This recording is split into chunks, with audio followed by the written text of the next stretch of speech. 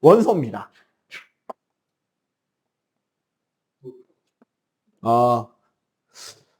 원소라는 말이 있고요. 원자라는 말이 있어요. 요게 이제 내가 종종 이야기하는 말 있죠.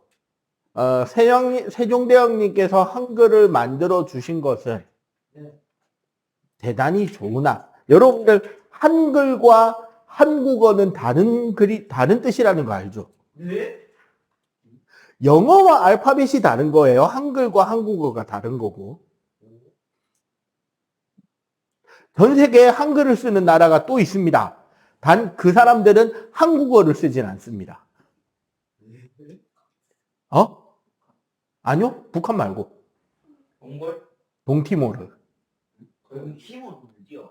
저기 동남아시아 쪽에 동티모르라는 내전 끝에 독립을 다시 해낸 국가가 있는데 그 나라는 그 나라 고유의 언어는 그러니까 그 나라 고유의 말은 살아 있는데 글자가 사라졌어요. 그러니까 그 사람들의 원래 오리지널 그 지방의 말은 그 지역의 그 나라 그 민족의 언어는 살아 있는데 그 언어를 쓰는 글자가 많이 사라졌다고. 그래서 그 나라가 독립한 뒤에 재건할 때 우리나라의 여러 군인들이 가서 그 나라에 학교도 세워주고 병원도 만들어주고 학교도 만들어주고 초기 교육을 담당했었단 말이야. 그래서 최종적으로 그 나라에서 우리나라 군인들에게 요구했던 게 글자를 알려달라 그랬어요. 그리고 그 나라는 그래서 한글을 씁니다. 한국어를 쓰지 않을 뿐이에요. 봐봐. 여러분들 영어 뭐로 써요? 알파벳으로 쓰죠. 프랑스어 알파벳으로 쓰죠. 독일어 알파벳으로 쓰죠. 스페인어 알파벳으로 쓰잖아요. 알겠어요? 한국어와 한글은 다른 거예요. 한글은 매우 과학적인 언어지만 한국어는 과학적으로 쓰기 힘들어요. 이해가 돼? 한글과 한국어의 차이. 그러니까 예를 들어 물론 내가 동티모르어는 아는 건 아닙니다만 동티모르어로 좋은 저녁입니다가 뭐 그 토착어로 뭐 알리꿀레꿍이라고 이야기를 한다 치자.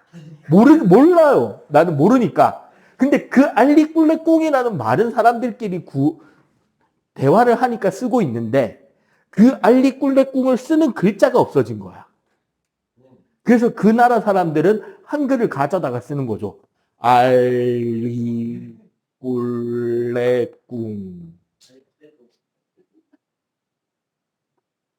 알겠어요? 이거 한글을 쓰는 건지 한국어를 쓰는 건 아니잖아. 그래서 우리가 되게 화학 공부를 할 때, 처음에 공부를 할 때 많이 헷갈려하고 힘들어하는 부분이 있어요. 바로 원소라는 말과 원자라는 말을 구별하는 겁니다. 자, 우리 책에 보면 원소가 나와 있고 두 바닥 넘겨보면 원자에 대한 설명도 나와 있어요. 맞지? 자, 원소는 뭐라고 되어 있다? 물질을 이루는 기본 성분이다. 원자는 뭐라고 적혀 있죠? 물질을 이루는 기본 입자다. 도대체 뭐가 다른 걸까요?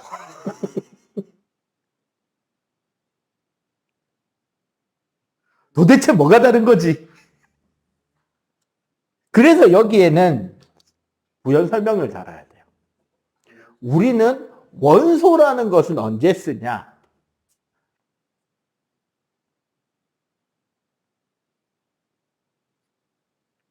특성에 따라 종류를 구분할 때는 원소를 쓰고요.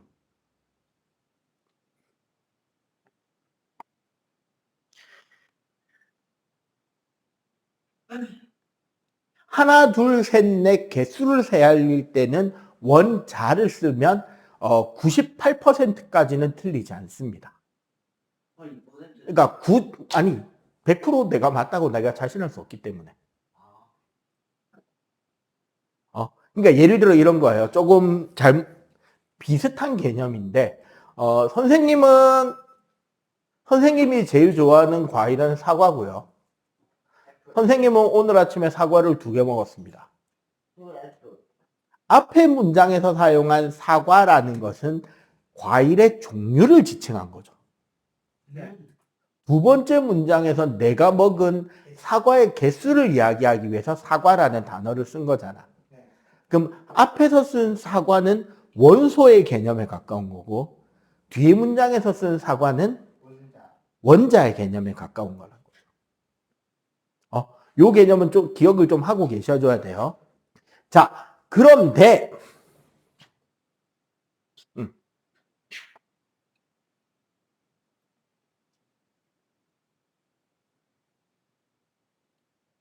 역사 이야기를 좀 할 거예요. 원래 역사가 재밌잖아, 그지? 이제 딱딱하게 다 외워야 되면 스트레스인데 그냥 편하게 재미있게 듣고 지나가도 되면 졸라 재밌는 게 역사란 말이죠. 고대 그리스에서는 이게 과학의 시작은 고대 그리스로 갑니다. 그리스 아테네 알렉산드리아 시대. 이게 이제 알렉산드리아가 사실은 서방 그 학문에서 되게 중요한 역할이 됩니다. 이집트의 알렉산더 시대에 만들어진 큰 도시 알렉산드리아는 그리스의 철학이 인도에서 메소포타미아를 통해서 들어오는 수학이 그리고 아프리카 중앙에서부터 올라온 대학이라는 교육 체계가 다 모일 수 있었던 아프리카의 문명과 인도 메소포타미아 쪽 문명과 그리스 철학이 다 모이는 집결지였어요. 학문의 집결지. 그래서 사실 그리스 철학자들이 그리스에서 안 놀았어. 알렉산더 시대가 되면 전부 다 알렉산드리아에 다 가 있었어요. 그래서 거기에 세계 10대 불가사의 중에 하나. 모든 학문의 집결지 대도서관이 있었어. 그 아프리카 BJ 이름 아니죠. 실제로 그 세 지역에서 만들어진 모든 학문의 서적이 다 모여 있었고 그 서적들을 바탕으로 철학자들이 서로 자신의 의견을 공유하던 자리가 거기입니다. 학문의 중심지가 되는 거죠. 자, 이 그리스 시대의 원소는 뭐라 그랬느냐? 그리스 시대의 원소는 모든 사물과 그 사물의 생명을 결정하는 근원이 되는 것을 원소라고 생각했다는 거지. 가장 근본이 되는 것. 이 세상 모든 것들의 근본. 생명의 근본이 되는 것. 그래서 다양한 학자들, 자, 근본이잖아. 근본 중에 근본이니까 몇 개가 나와야 돼요. 가장 근본이면. 한 가지죠. 그래서 1원소를 주장합니다. 원소가 한 개다. 근데 그럼 뭐가 진짜 근본이냐? 이걸 각자가 주장하고 생각하는 것마다 다른 이야기가 나올 거 아니야. 제일 근본이니까. 할레스라는 학자는 물이 근본이라 그랬고요.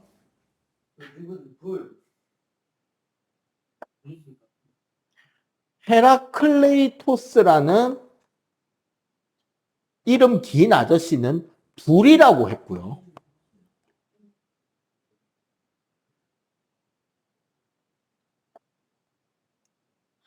아낙시메네스라고 하는 학자는 공기가 원소라고 했습니다. 학자들마다 되게 각자 자기 의견을 말하겠죠. 이렇게 많은 의견들이 있으면 헛소리하는 사람이 꼭 하나 정도는 생기겠지. 되게 유명한 사람이 헛소리를 합니다. 자, 뭐라고 그랬는지 한번 맞춰보자고. 형이 왜 여기서 나와라고 할 만한 사람이 나타납니다. 마침 오늘 수업 시작할 때 이 사람의 이름이 나와서 이 사람의 이야기도 하고 지나갈 것이에요.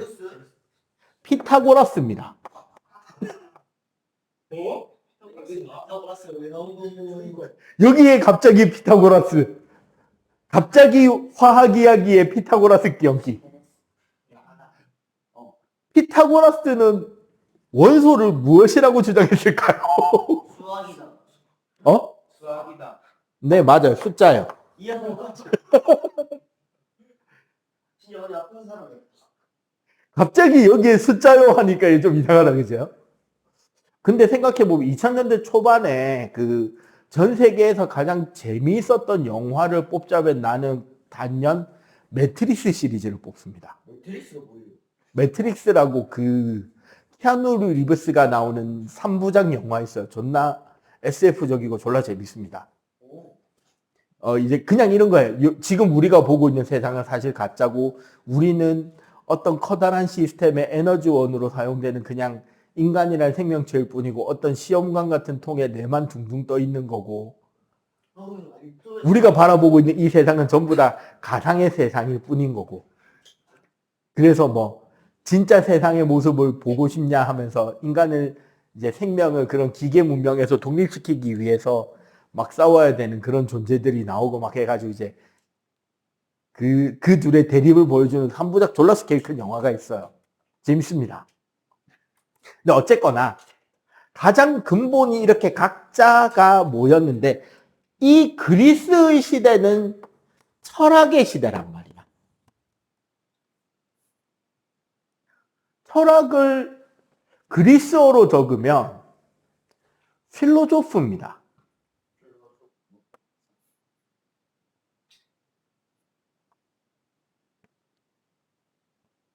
필로조피에라고 막 이제 그리스어로 표현하면 되는데 단어 뜻이 무슨 뜻이냐면요. 필로가 생각이라는 뜻이에요. 생각하다. 조피에는 좋아하다예요. 네. 한마디로 철학이란 생각을 하고 옳다 그르다, 아름답다 아름답지 않다. 이게 맞다 틀리다를 따지는 과목이에요. 그러면 당연히 뭐가 나올 수밖에 없냐. 요즘에 이제 드디어 엠넷이 몇 년의 침묵을 끊고 다시 시작하고 있는 방송이 있죠. 목요일에 방송하는데. 네, 쇼미죠. 쇼미의 핵심은 상호 디스전이잖아. 내 말이 맞고 네 말이 틀렸다. 서로 까기. 그거 하던 시대입니다.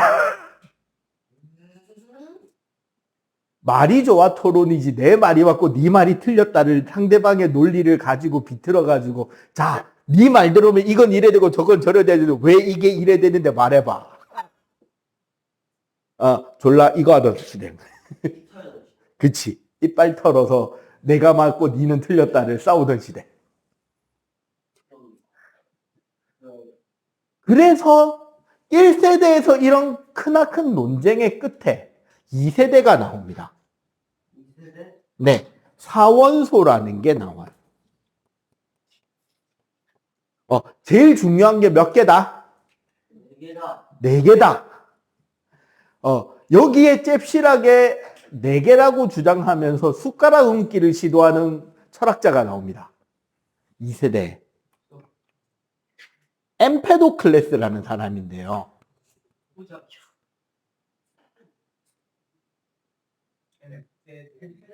엠페도클레스. 도. 사람 이름은 중요한 거 아니에요. 외울 것까지는 아닙니다. 그냥 이런 식으로 이야기가 진행돼 왔다는 거지. 어떻게 했냐, 이 사람은. 물도 맞고, 불도 맞고, 공기도 맞는데 여기에 흙까지 넣어서 4개가 원소다. 몰라, 숟가락 얹기. 앞에 제일 유명했던 3분이야. 팔레스 형님 말도 맞고, 헤라클라이토스 형님 말도 맞고, 아낙시메네스 형님 말도 맞고, 여기에 흙까지 얹어서 요 4개 다 원소입니다 하면은 이 사람들도 그래 근본을 아는구만 하면서 다 편들어 줄 수 있을 거 아니야. 존나 잽실하죠. 그래서 물, 불, 공기, 흙 이 4가지가 원소라라는 사원소설을 주장하고요. 그럼 여기가 대세로 굳혀져 갈 때 갑자기 전혀 딴소리를 하는데 되게 중요한 사람이 한 명이 나와요.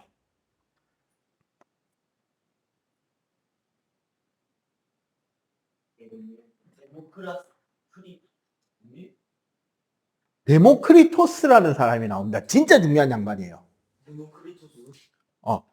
이 사람은 전혀 다른 개념을 하나 가지고 옵니다. 뭐냐면 아톰이에요. 아톰, 일본 애니메이션 그 애스트로보이의 주인공 이름이 아톰이죠. 그리고 이게 저기 DC 유니버스의 히어로 중에 한 명이기도 합니다. 앤트맨하고 같은 역할하는 애. 그 마블의 앤트맨에 대응되는 DC 쪽 히어로가 아톰이에요.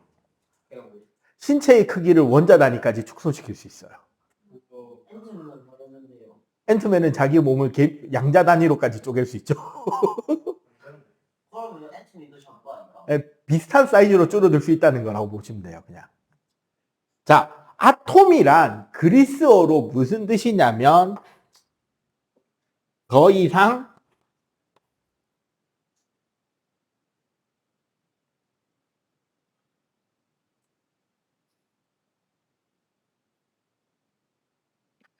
이상 쪼갤 수 없는 입자라는 소리예요. 그래서 그 일본 애니메이션 애스트로보이 만화 주인공 이름이 아톰. 그 머리 여기 삐쭉, 여기 옆으로 삐쭉 해가 이래 날라다니는 애가 있죠.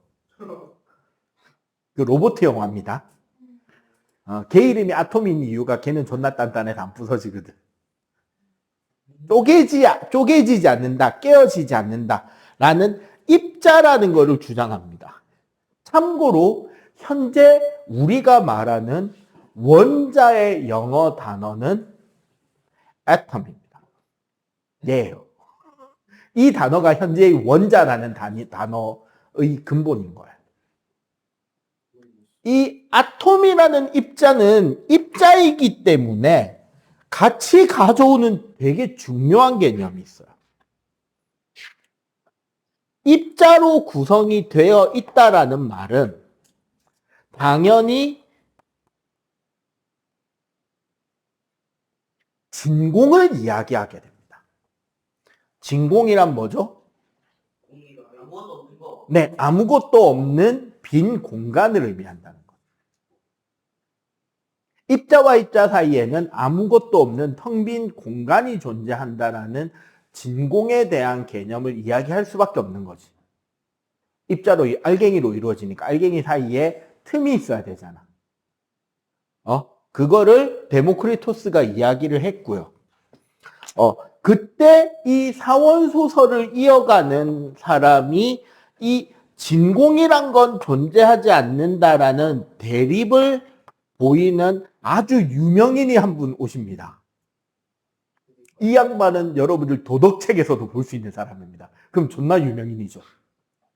소크라테스 다음 세대쯤 돼요. 주장한 주장은 사원소 변환 플러스 연속설을 주장합니다. 연속이라는 말이 진공은 없다라는 주장이고요. 이 사람의 이름에 첫 글자만 초성만 뽑으면 네, 아리스토텔레스입니다. 이제 네임드 등장했죠. 가장 큰 대립이 얘는 진공이 존재하지 않는다. 이 둘의 이야기를 극단적으로 말해보자면 이런 거예요. 여기 사과가 하나 있잖아.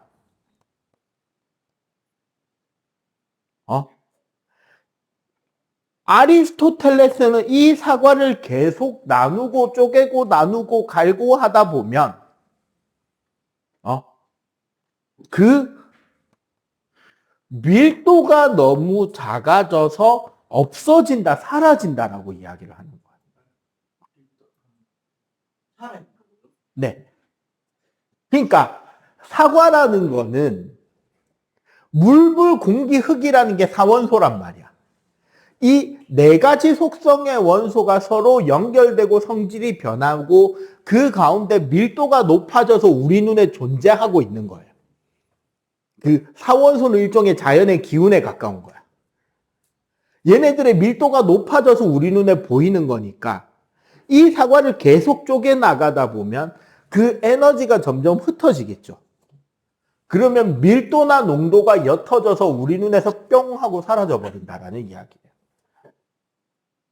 사원소 변환 연속설의 이 밀도에 대한 개념은 여러분들이 보는 환타지 마법에서 마법사들이 마법을 구성하는 거랑 같은 거야. 공기 중에는 불, 물, 공기, 흙의 기운, 만화가 가득해. 평소 우리가 못 느끼는 거는 우리가 만화에 대한 그 감지할 수 있는 능력이 떨어지기도 하지만 얘네들이 흩어져 있으니까 우리 눈에 안 보이는 거란 말이야. 근데 마법사들이 극도로 선택받은 극소수의 천재가 축복을 받은 그 능력으로 공기 중에 있는 불속성 원소들만 모아서 농도를 아주 진하게 만들 수 있으면 우리 눈앞에 우리 손 위에 불덩어리가 하나 평 하고 생기겠네요.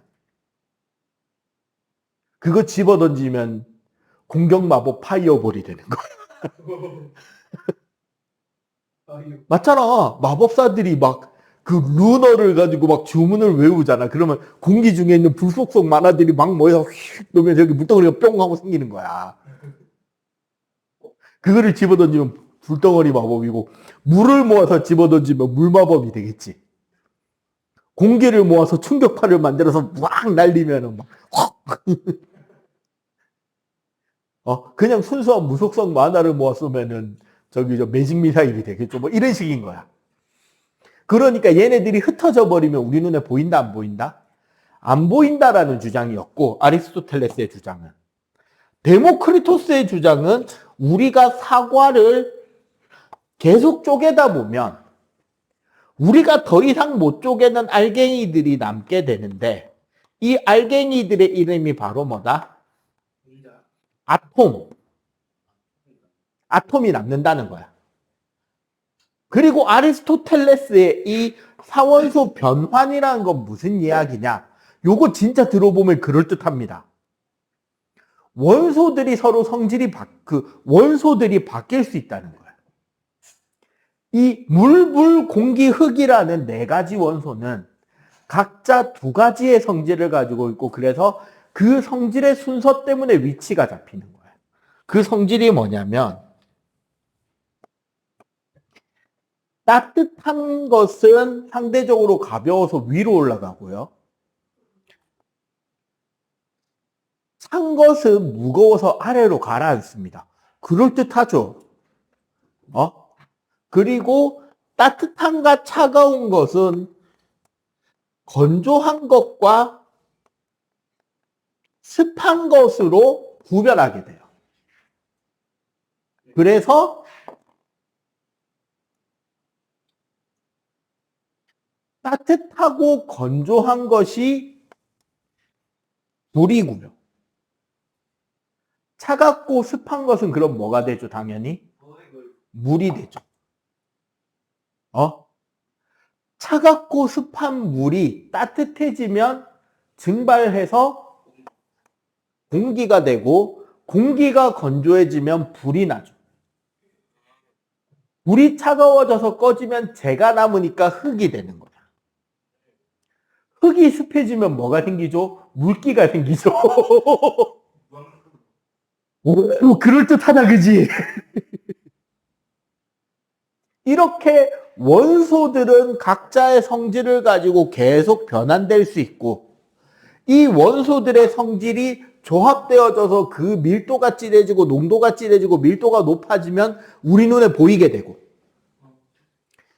이게 밀도가 옅어지고 너무 잘게 나누어지면 우리가 볼 수 있다 없다? 없으니까 뿅 하고 사라진다라는 거야. 이렇게 아리스토텔레스와 데모크리토스는 큰 대립을 하게 됩니다. 이제 랩 배틀을 졸라 붙겠죠. 네가 맞니 내가 맞니 상호 디스전 하면서 그래서 결국 최종 결정타를 아리스토텔레스가 데모크리토스한테 날립니다. 네 말대로 입자로 이루어져 있다고 치자.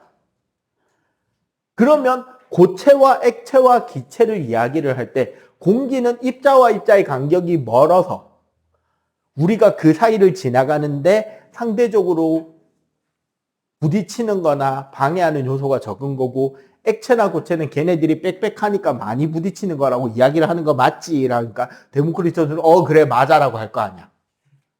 자, 그러면 질문. 입자와 입자 사이는 아무것도 없는데 공기 중에서 소리는 누가 전달하고 열은 누가 전달하냐? 아무것도 없다며.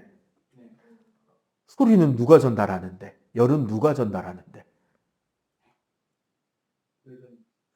자, 지금 그리스 시대란 말이야. 데모크리토스가 이 천재 아리스토텔레스의 이 질문, 이 날카로운 포인트를 대답을 할 수 있다 없다? 그 당시엔 대답을 못하는 거죠.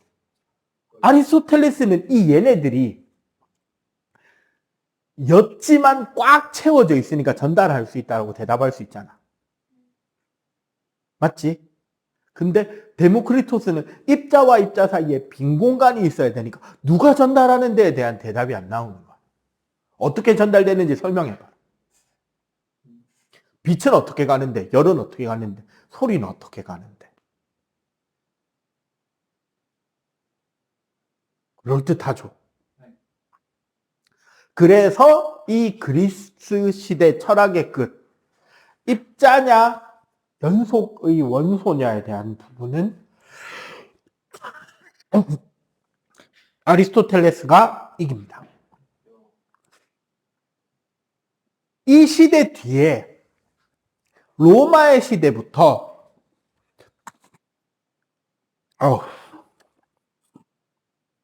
로마 시대가 오고, 로마 시대 중간쯤부터 무슨 일이 일어나냐면, 로마의 초기에는 이런 이상적인 원론에 대한 이야기보다는, 근본에 대한 이야기보다는 실제 사람의 삶에 직접 사용할 수 있는 유용한 기술을 집중적으로 이야기했기 때문에 이런 거에 대한 발전이 더뎠고요. 로마 시대 중간쯤에 무슨 일이 일어나냐면, 역사적으로 로마의 황제는 자기 자신이 베드로의 후예를 지칭합니다. 기독교를 로마의 국교로 삼죠. 그러면서 로마의 황제가 즉 교황이 되는 거예요. 초대 교황을 베드로라고 생각하고, 하나님과 12제자 중에 베드로가 있고 나머지 제자들이 있고 그를 따르던 사람들이 있었던 것을, 그래서 베드로가 인간의 대표인 역할인 거야. 그리고 베드로를 통해서 하나님의 말씀을 전해 듣고 우리의 이야기를 하나님께 전달하는 자리가 되는 거지. 즉 베드로와 12제자라는 그 기독교에서 상징적인 존재들이 신과 인간을 연결해주는 고리의 역할을 하는 거고, 그 최정점에 누가 있다? 베드로, 첫째 제자가 있는 거고. 교황은 누구의 후예다? 그러면 당연히 인간의 왕은 누가 돼야 되는 거야? 베드로의 후예인 교황이 돼야 되는 거야. 그 자리가 로마 황제의 자리가 되는 거지. 그러니까 모든 인간은 누구 말 들어야 돼? 로마 황제. 그치, 로마 황제의 말을 들어야 되는 거야. 왜? 그 사람만이 하나님의 말을 전달하는 자리니까. 물론 여기에서 로마의 수도가 이제 이탈리아의 로마에서 저기 비잔티움, 현재의 터키 수도 이스탄불로 옮겨갔다가 돌아오는 과정에서 이제 여러분들 중학교에서 역사 시간에 배울 거예요. 동로마와 서로마의 분열이 일어나고, 그때 동로마가 지네들이 주인공이다라는 교회가 현재 러시아 정교회입니다. 거기에 황제가 따로 있는 거고, 서로마가 중심이다가 현재의 카톨릭인 거예요. 그렇게 해서 이제 또 이제 교회가 둘로 분열이 되고, 이런 것들 역사 시간에 쭉 배워갈 거야. 근데 어쨌거나 이 로마 시대를 거쳐서 중세로 넘어옵니다. 중세는 한마디로 누가 중심인 세대다? 로마부터 중세로 넘어오면서 기독교가 중심이고 성경이 중심인 세계예요. 성경의 말에 어긋나는 이야기는 전부 다 악마의 유혹이고 헛소리입니다. 그리고 그 말이 옳다고 주장하는 자들은 귀신 들린 자거나 마녀거나 이단이죠. 얘네들은 어떻게 되었다? 재판을 통해서 죽었다. 이 종교재판의 시대가 되는 거예요. 그리고 그 마녀라는 게 별다른 거 아니에요. 개인적으로 내가 교회를 깔 수 있는 이유는 나도 기독교라고 종교 안에 적혀 있는 사람이기 때문에 대놓고 더 깔 수 있습니다. 그 당시에 그 중세 시대에 지금 선생님이 살짝 감기가 오는 것 같은데 감기가 걸리거나 다른 병에 걸려서 아프면 1. 교회에 가서 기도해야 돼요. 2. 약초를 잘 아는 할머니한테 가서 약초를 얻어와서 약초 끓인 물을 마셔야 돼요. 1번이죠. 2번대로 가면 안 되겠죠. 근데 어떤 시골 산골 마을에는 그 약초를 정말 잘 아는 매우 지혜로운 할머니나 할아버지가 계시고 그 마을 사람들은 아프면 할머니나 할아버지한테 가서 약초를 얻어다가 물을 끓여 먹거나 스프에 넣어 먹거나 요리해 먹으면서 병을 빨리 낫게 하는 동네가 있다고 쳐요. 그 동네의 교회는 장사가 잘 될까요? 안 될까요? 안 되겠죠. 왜? 원래 중세의 표준은 내가 아파요. 교회에 가서 기도를 해요. 하나님께 낫게 해달라고. 안 낫잖아. 안 나은 이유는 뭐다? 내 기도와 내 믿음이 부족해서야. 그럼 어떻게 해야 돼요? 교회에 더 열심히 봉사하고 헌금을 더 많이 내고 더 열심히 기도하면 하나님께서 나를 어여삐 보시고 낫게 해주실 거야. 그래야 되는데 그 산골 동네는 아픈 사람들이 교회에 와서 기도를 안 하고 할아버지 할머니한테 가서 이상한 풀떼기 얻어와서 물 바글바글 끓여서 그거 먹으면 낫는데 마녀죠. 아주 심플하게 결론이 나잖아. 마녀잖아. 그럼 마녀 재판을 어떻게 하는지 알아요? 한겨울, 요즘 같은 한겨울철에 마녀라고 잡아온 사람의 몸에 쇠사슬을 칭칭 감아. 그리고 호수 한가운데 얼음을 깨고 거기에 던져요. 그래서 그 할머니가 쇠사슬의 무게를 못 이기고 빠져 죽으면 악마의 유혹에 넘어간 불쌍한 영혼이 하나님 곁으로 간 거예요. 살아나오면 만약에 누가 봐도 마녀죠. 인간의 능력으로 할 수 없는 일이잖아. 그런데 살아나왔잖아. 그럼 마녀가 확실하죠. 그럼 어떻게 하면 돼? 네, 죽이면 돼요.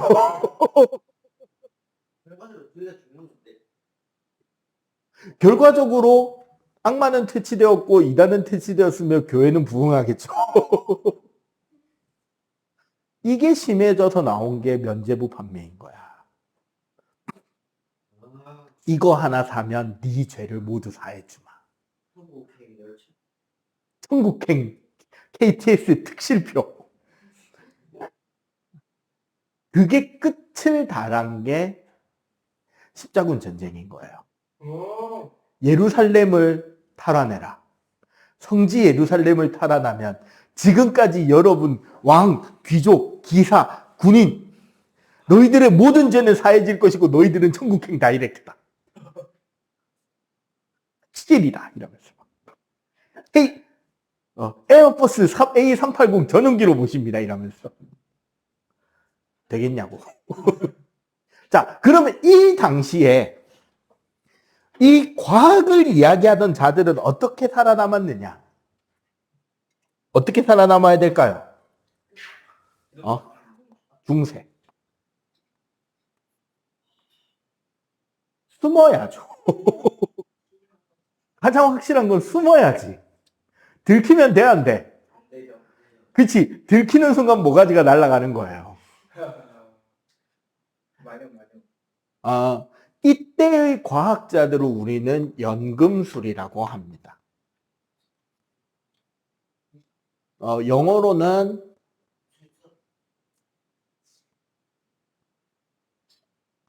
알케미스트예요. 알케미스트. 그 만화책도 있죠. 강철의 연금술사. 자, 알케미스트에서 재밌는 거 하나. 자, 토막상식. 아라비아어의 근간을 두고 있는 많은 단어들은 유독 R이라는 글자로 시작하는 단어들이 많아요. 잘 봐봐. 아라비아 지방, 아라비아 이집트 지방의 신의 이름은 알라딘. 알라죠, 알라. 네. 원래 이집트 신이 뭔지 알아요? 이집트의 태양 신이? 파라오. 그거는 그거고 왕이고. 제우스. 그건 그리스 신이고. 라죠, 라. 와. 그리스의 태양 신은 라예요. 아라비아의 신은 알라 신이고. 자, 그리고 아라비아어에서 기반해서 나온 여러 가지 단어들 중에 우리 술이라는 단어, 알코올이 있고요. 면역 과민 반응이라고 하는 알레르기 혹은 우리 알러지라고 부르는 단어도 있고요. 여러분들 수학에서 대수 있죠? 숫자 가지고 문제 푸는 거. 대수를 뜻하는 단어는 알게브라고요. 연금술사는 알케미스트고요. 어디지? 그 알나스르 이런 것도 알로 시작하죠. 그 다음에 어디더라? UAE인가? 그 옆 나라인가? 왕이 민주주의에 관심을 가지면서 아라비아 지방의 그 진짜 진솔된 이야기를 아주 중립적으로 자유롭게 방송을 하고 그것 때문에 아라비아 지방 관련 뉴스에서 꼭 다른 그 특파원이라고 하면서 뉴스를 전달해주는 그 방송국 이름, 뉴스에 자주 나오는 방송국 이름이 알자지라 방송입니다. 유독 알로 시작하는 단어가 되게 많아 보이죠? 사실 정체를 말할게요. 알이 관사입니다. 관사예요. 영어 단어로 따지면 어와 더를 합친 거예요. 왜 맨날 붙임가 있는 거예요? 관사니까요.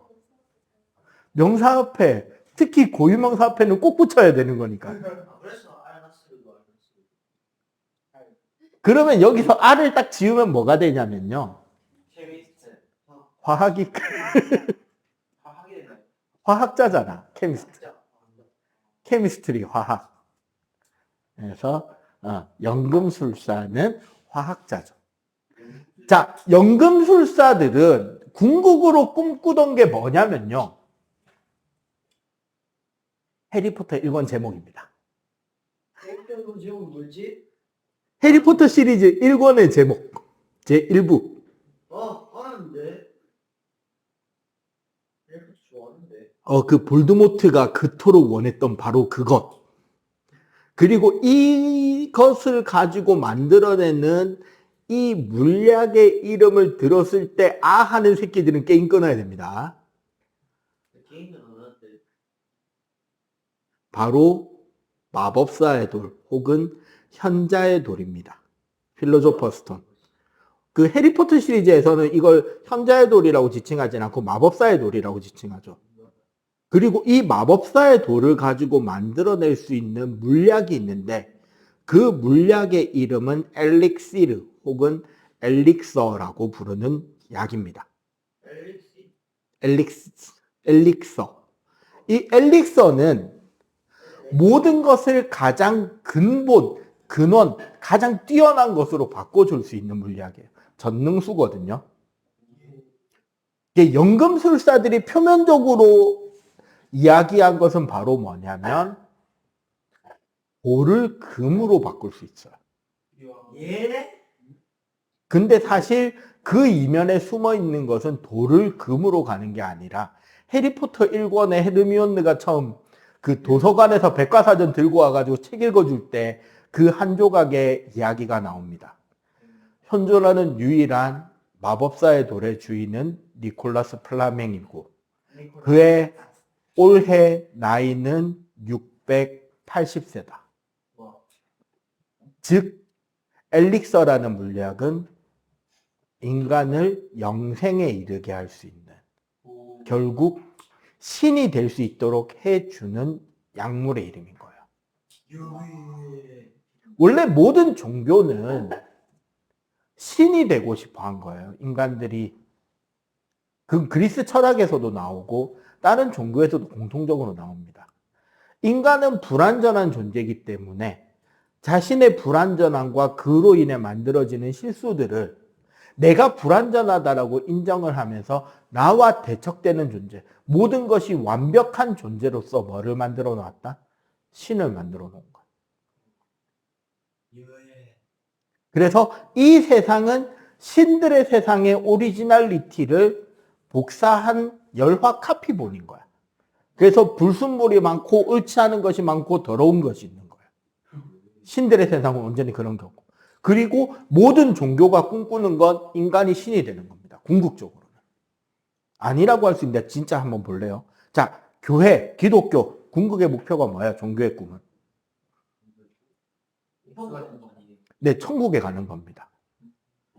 성경에 보면 천국에 가는 방법으로 이야기를 하는 것이, 원래 인간은 그 옛날에 아담과 이브가 선악과를 따먹으면서 하나님의 말을 거스른 그 원죄로 인해서 죄가 있기 때문에 천국으로 다시 돌아가지 못하는데, 죄를 짓지 않은 그 신의 아들인 예수님이 피를 대신 흘려줬기 때문에, 그 죄를 대신 받았기 때문에 그를 믿음으로써 우리가 천국에 갈 수 있고, 천국에 가면 늙지도 병들지도 죽지도 아니하고 천사의 복피를 받으며 하나님의 자손이라는 이야기를 들으며 영생 불사할 수 있다고 돼 있어요.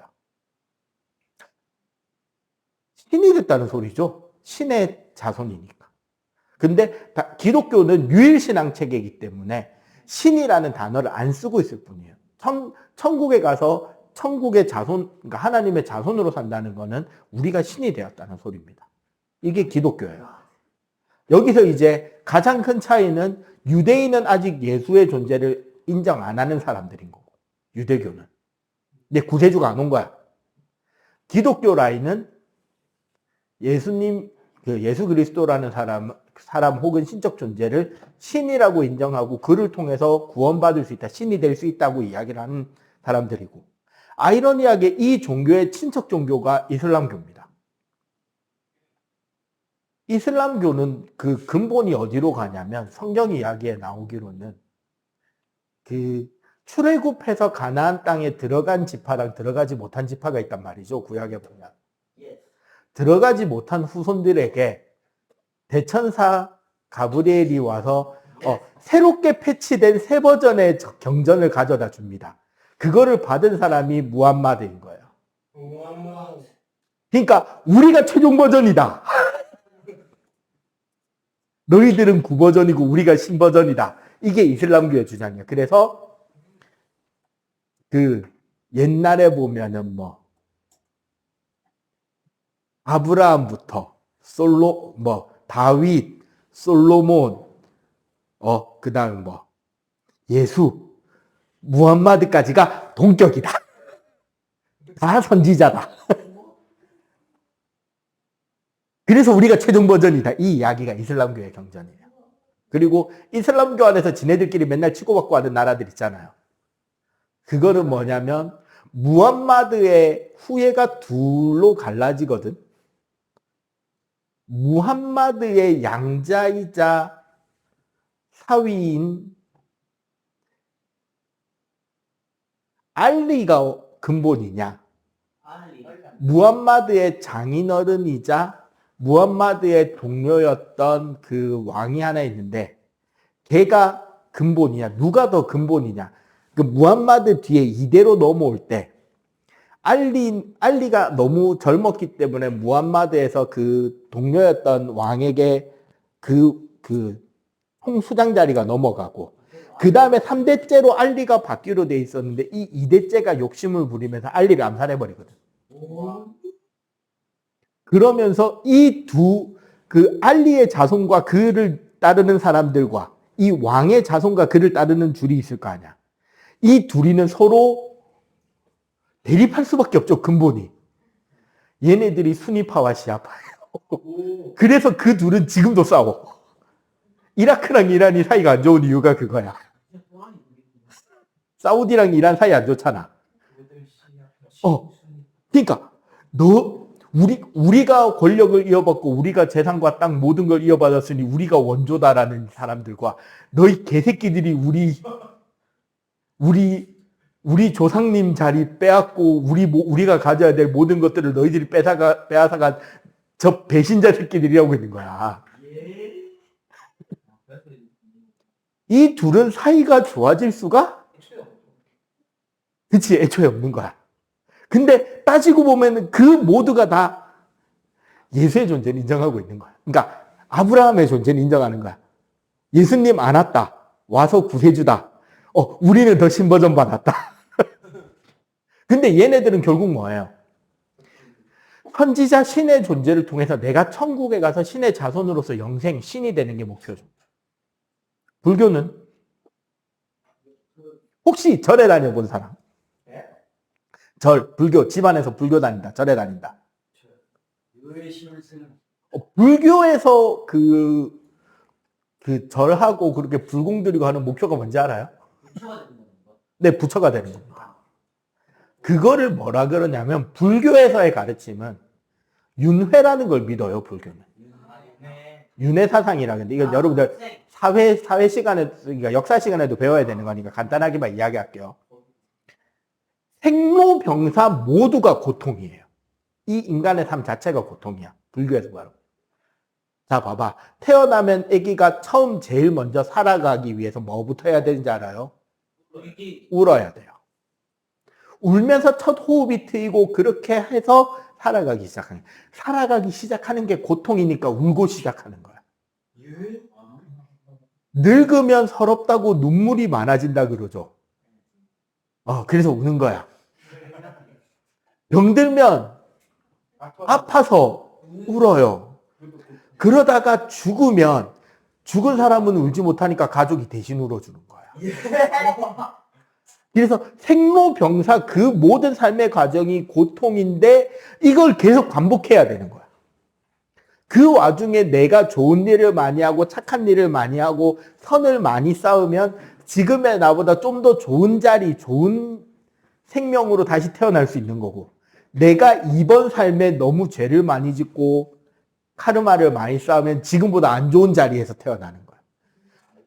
그것마저도 못하면 지옥에서 벌 받아야 되는 거예요. 이게 이제 신과 함께가 되는 거야. 막 나태지옥에서 존나 뛰어야 되고. 이게 불교거든요. 근데 계속 반복돼야 되는 이 고리에서 깨달음을 얻어서 극락이라는 곳에서 다시 태어날 수 있는 존재가 되는 것이 깨달은 자, 즉 부처가 되는 겁니다. 그러니까 우리 모두가 부처가 되기 위해 수행을 한다라는 게 불교에서 삶인 거예요. 그 첫 깨달은 이가 고타마 시타르타, 즉 이게 소위 말하는 부처님인 거죠.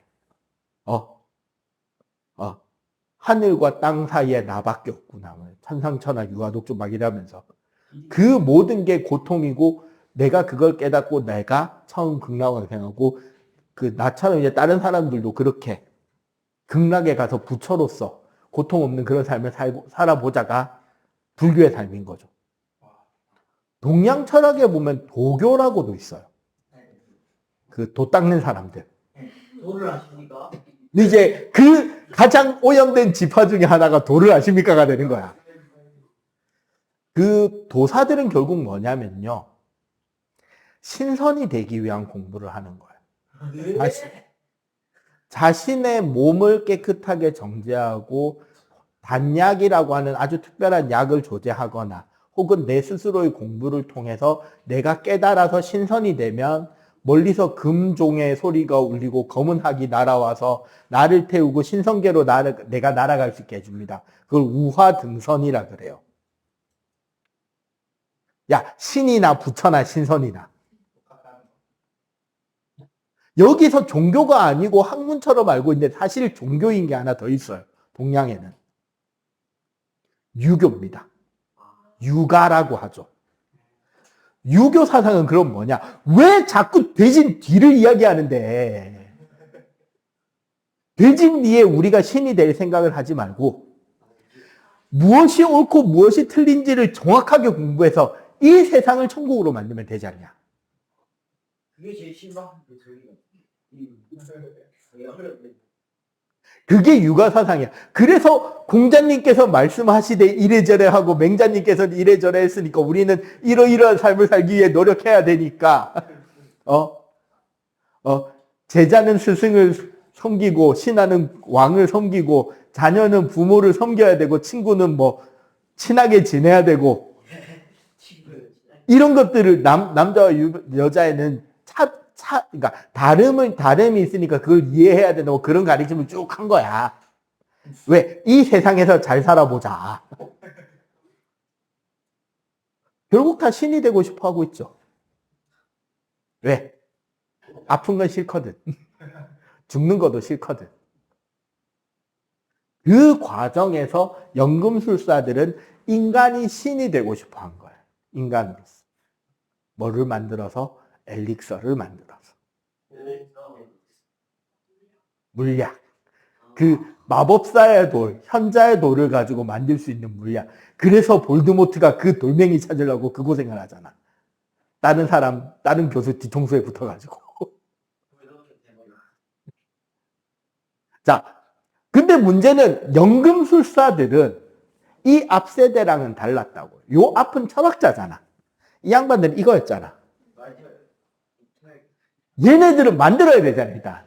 그러니까 뭐 해야 돼요? 실험을 해야 되죠.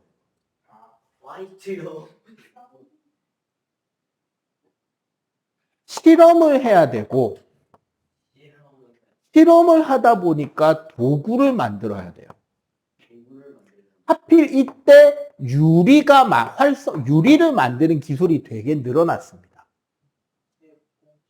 그래서 현재 우리가 과학실에서 쓰는 유리로 만들어진 대다수는 이 시대부터 만들어져.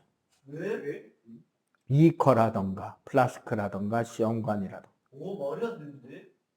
이때 중세 때부터 유리가 만들어지기 시작하면서 그런 기술들이 생기기 시작해요. 그리고 이 사람들은 들키면 돼요, 안 돼요? 안 돼요. 들키면 안 되기 때문에 이 사람들은 들키면 안 되기 때문에 암호를 써야 됐던 거야. 왜? 들키는 순간 종교재판 하냐. 아, 맞네. 지금 중세라고요. 들키면 잡혀가서 종교재판이야. 숨어서 암호를 써야 됐고, 그렇게 암호를 쓰던 것이 기호가 되었고, 현재의 원소기호로 이어집니다. 원소기호 화학식으로 이어지는 거예요. 그리고 이런 연구의 끝에 두 명이 서로 다른 길을 택하게 되죠. 이탈리아의 마지막 연금술사 파라켈수스는 원래 독일 태생의 의사였습니다. 약학의 길을 열어요. 약학. 약초라던가 광물질에서 약이 될 수 있는 혹은 독이 될 수 있는 물질을 추출해내는 기술로 발전해 갑니다.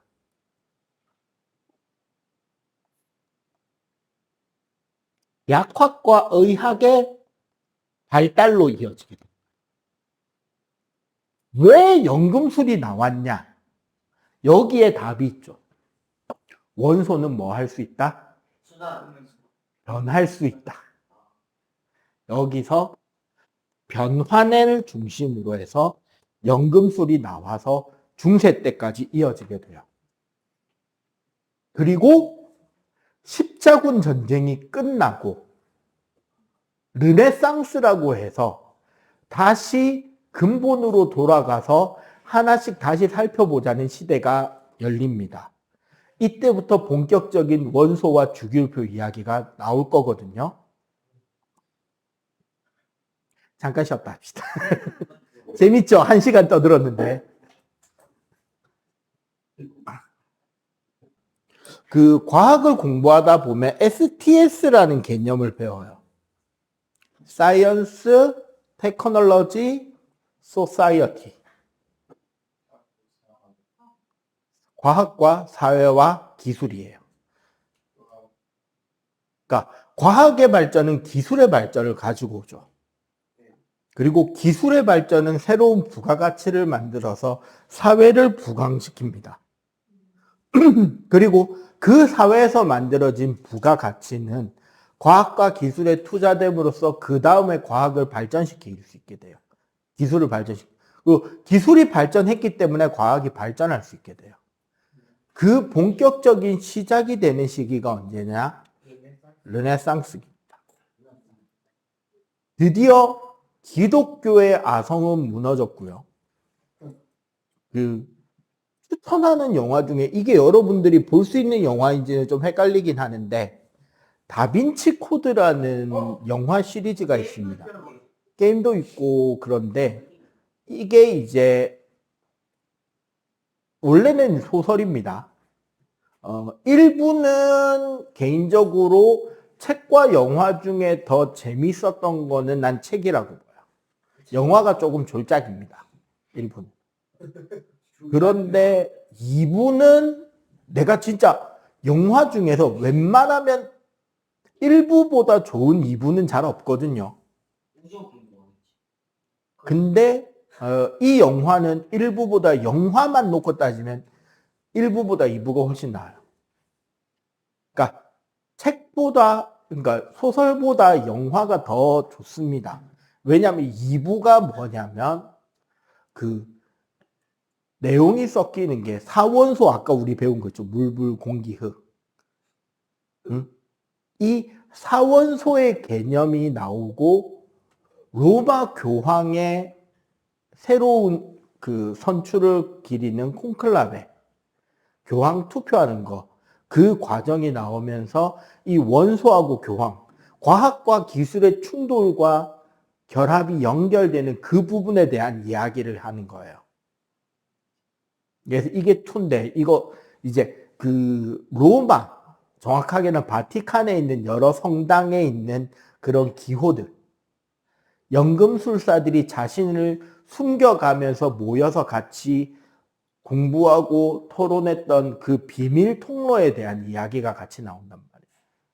그 비밀 집단의 이름은 일루미나티, 라틴어로 빛을 숭상하는 자들, 진리를 추구하는 자들 뭐 그런 뜻이 돼요.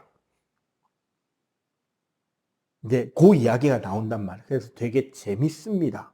과학을 공부하는 입장에서 정말 재밌었고요. 과학을 공부하는 기독교인으로서 참 재미있었어요. 개인적으로. 자, 근대에 이르러서 원소론에 대한 연금술에 대한 부분에 대한 이제 비판적 시각이 생겨나기 시작해요. 그러면서 갑자기 이분의 이름이 왜 여기서 튀어나오는지 또다시 충격을 받은 인물이 한 분 튀어나옵니다. 보일입니다. 보일이요?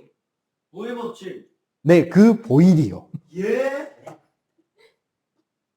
실제 보일 법칙이 여기서 실제 만들어진 거예요.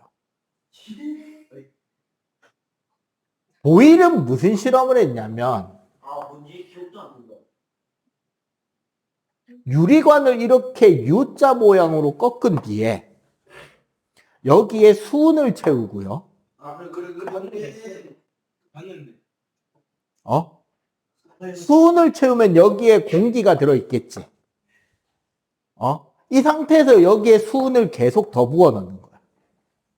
그럼 어떻게 돼요? 이 수은의 무게 때문에 이쪽 공기는 점점 작아지고 압축이 되죠. 네.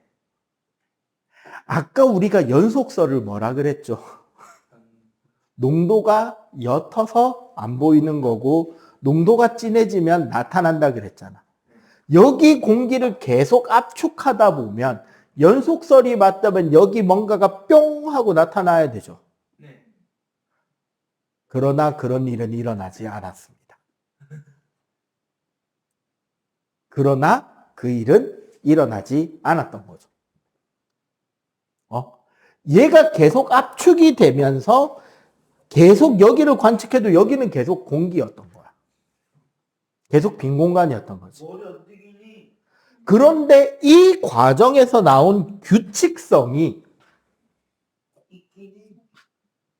압력과 부피의 곱이 일정하다라는 우리가 알고 있는 보일 법칙이었던 거고, 사실 이 보일 법칙의 이면에 숨어 있는 뜻은 뭐냐면요. 이 공식 자체가 입자와 빈 공간으로서 기체가 이루어져 있다는, 즉 진공의 인정인 거예요.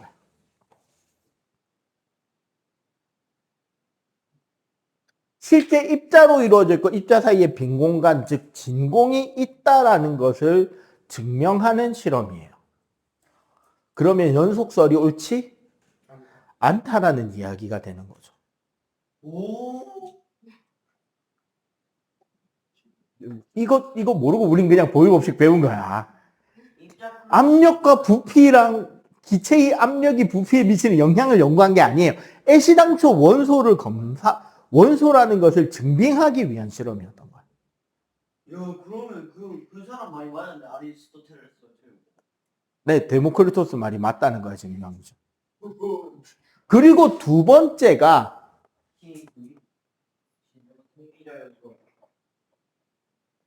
라부아지에라는 사람이에요. 이 사람 뭔가 들어봤네. 라부아지에. 라부아지에는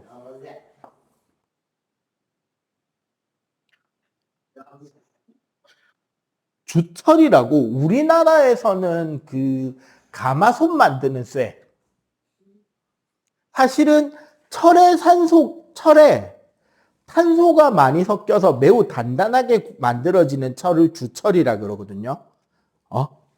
이 주철로 만들어낸 쇠 파이프를 엄청나게 뜨겁게 가열시켜 놓은 상태에서 여기에다가 물을 부어 넣었더니 어떻게 되게 하면서 반대편에서 나온 기체가, 그 당시엔 H2인지 몰랐으니까 수소가 나와버려요. 탄소는 요 파이프랑 결합해버린 거지. 파이프에 있는 탄소 성분이나 철 성분과, 그러니까 물을 엄청나게 뜨겁게 가열한 상태의 철에다가 부었더니 물이 수소와 산소로 분리됐고, 산소의 존재는 아직은 몰라 사실은. 그리고 그 일부가 파이프랑 결합했고 물이 분해돼서 뭐가 만들어졌다? 수소. 그럼 물은 원소 아니네. 오? 물은 근본이 아니잖아. 네. 분해가 분해가 돼버렸네. 네, 이 주철관 실험으로 물이 원소가 아님을 증명해버려. 근데 왜 물이 중요하냐? 아까 우리 원소 역사 잘 생각해봐. 제일 근본에 뭐가 있었어? 이론소설. 이론소의 첫 번째가 뭐였죠? 물. 그 다음에 사원소설 원소가 뭐였죠? 물. 공기. 그리고 그 사원소를 이어받은 게 아리스토텔레스였고, 아리스토텔레스를 이어받은 게 연금술이네?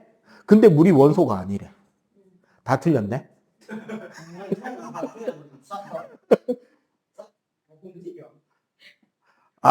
뒤통수가 안 째려지죠, 지금.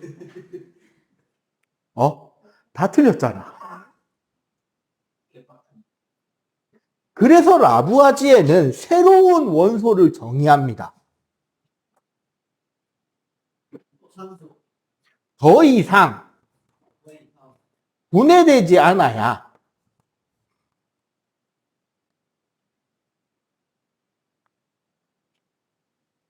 원소라고 정의하는 거야. 진짜 근본이 돼야 원소다. 맞는 말이죠. 그러고 라부아지에는 33종의 원소를 분해를 통해서 얻어냈고요. 이 원소들을 4개의 그룹으로 구분해서 정리를 하고서는 단두대의 목이 잘려 죽었습니다. 아니요, 마녀사냥이 아니에요. 지금 중세 끝났다니까요. 단두대의 목 잘려 죽었다는 게 이 시기와 나라를 추정해 볼 수 있는 설명이 되는 거죠. 네, 프랑스 대혁명 때 목 잘려 죽었습니다. 이 양반이 졸라 천재였거든요. 그리고 이 양반은 심지어 귀족이었고요. 그래서 이 양반은 프랑스에서 어떤 일을 했냐면 시민들에게 세금을 먹이는 일을 하고 있었어요. 그럼 당연히 죽지. 프랑스 대혁명이 왜 시작됐는지 전에 이야기해 준 것 같은데. 아니요? 안 해줬냐? 이거 여러분들 사회 시간에 나중에 배울 거예요. 중세가 끝나고 근대로 넘어오는 시기가 십자군이라 그랬죠. 네. 십자군 원정 기간 동안 귀족은 몰락합니다. 왜? 예루살렘을 탈환하면 면제라 그랬지. 그래서 심지어 영국의 왕 리처드 3세, 속칭 라이언 헐트, 사자 심왕이라고, 사자의 심장을 지닌 왕이라고 부르는 그 왕 같은 경우는 영국에서 왕으로서 자기가 정치하는 것도 다 내팽겨치고는 자기 십자가 갑옷에 빨간색 십자가 딱 그리고 최전방에서 싸웠어요. 살라딘하고. 형 건진데. 그걸 위해서 귀족들은 자기의 전 재산을 교회에 기부하고 자신의 병력들을 이끌고 예루살렘 탈환을 위해 싸웠던 거야. 근데 중세 기사들은 대단히 돈을 많이 먹는 직업군이죠. 왜? 갑옷을 쓰려면 뭐를 계속 쳐야 돼요? 기름칠을 넣어야 되죠. 녹슬지 않아야 되니까. 칼을 계속 써야 되고 전쟁을 하기 위해서 화살을 써야 됐고 예루살렘 인근은 건조한 곳인데 말을 써야 되니까 풀을 갖다 먹여야 됐다고. 식량도 필요했고요, 당연히. 그러니까 누가 돈을 번다? 무역상이죠. 배달을 해야 될 거 아니야. 로켓 택배가 있었냐고, 그 시대에. 유럽에서 만든 물건을 예루살렘 앞에 이스라엘까지 배달을 해야 됐다고. 지금의 이스라엘까지. 그래서 원래는 귀족이 아니었던 평민 모험가들, 이 평민들 중에 하지마. 평민들 중에 장사하는 사람들이 돈을 벌게 되고요. 귀족들은 자기 재산을 꼬라박고 거기에서 전쟁을 치르니까 귀족 계급은 몰락하겠죠. 꼬라박. 이 와중에 이 시민들은, 이 평민들 중에 부를 축적한 사람들은 직접 왕과 협상을 해내는데 성공합니다. 네? 우리가 당신에게 직접 세금을 바칠 때니까 우리에게 자유권을 보장해달라. 농노가 아닌 시민이라는 새로운 자유민의 계급을 인정해달라라는 거래를 했고, 왕은 드디어 교회에서 벗어나면서 왕권 강화를 위해서 이 시민계급과 손을 잡습니다. 이 시민계급의 이름이 젠틀이에요. 젠틀맨. 네, 그 젠틀맨의 어원입니다. 오. 젠틀맨. 그리고 이 시민계급이 어느 정도 성장을 했을 때 국가는 강해졌고, 그 국가에서는 세금을 통해서 어떤 정책이나 시설을 만들고 굴려나갈 수 있게 되죠. 중세에서 근대로 넘어오면서 가장 확실해진 게 세금과 화폐 개혁인 거예요. 중세 시대 때의 사회상은 여러분들이 이제 2학년 올라가면 배울 건데, 쌍무적 계약 관계를 통한 봉건 영주제라는 거거든요. 그냥 간단하게 말하면 모든 나라의 땅은 왕의 거예요. 근데 왕이 자신에게 충성을 다하는 신하를, 귀족을 자기 부하로 맞으면서 자신의 땅의 일부를 떼어줍니다.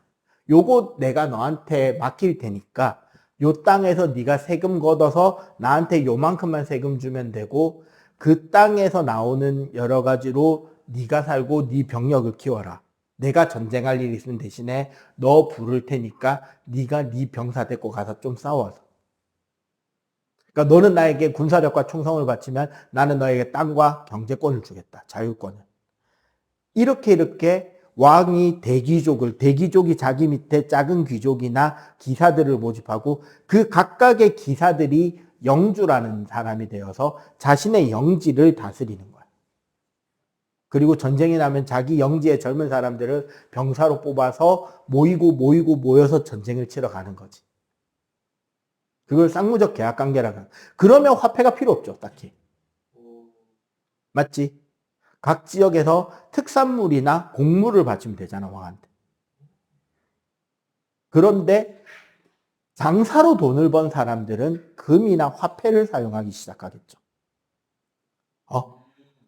그러면 무언가를 짓는데도 당연히 화폐나 금이 필요했을 것이고, 그러다 보니까 시민계급은 국가에 바치는 세금을 자신들의 세금만으로 굴러가는 거에 불만을 가지기 시작합니다. 왜? 사실 국가 자본에, 땅에, 재산에 대다수는 누가 들고 있었다? 귀족과 교회가 들고 있었던 거거든. 교회가 왜? 십자군 원정 때 재산 어디다가 다 바쳤냐고. 그런데 그 당시 프랑스에는 나름 민주적인 절차가 하나 있었습니다. 삼부회라는 거예요. 뭔데? 그거 세 개로 나눠져 있는 거. 세 집단의 대표자들이 모여서 회의하고 결정한 내용을 왕에게 올려주면 왕은 그거를 바탕으로 정치를 하는 거야. 거기서 시민 대표가 제안을 합니다. 세금 우리 시민만 내는 거 너무 힘드니까 다 같이 냅시다. 이게 더 옳은 방법인 것 같습니다. 그 세 집단이 무엇이냐면 귀족, 교회, 시민이에요. 자, 투표하면 되겠냐고. 안 돼요. 시민만 내는 세금 귀족님들도 좀 내주시고 교회도 좀 내주세요 하는데 귀족 대표랑 교회 대표가 내겠다고 그게 옳은 말인 것 같아 찬성하겠냐고. 계속 하다 보니까 거기서 시민대표가 욱해서 욕을 했는지 뭘 했는지 어쨌거나 귀족 모독, 친성 모독이라 가지고 감옥에 갇혀요. 예. 봐봐.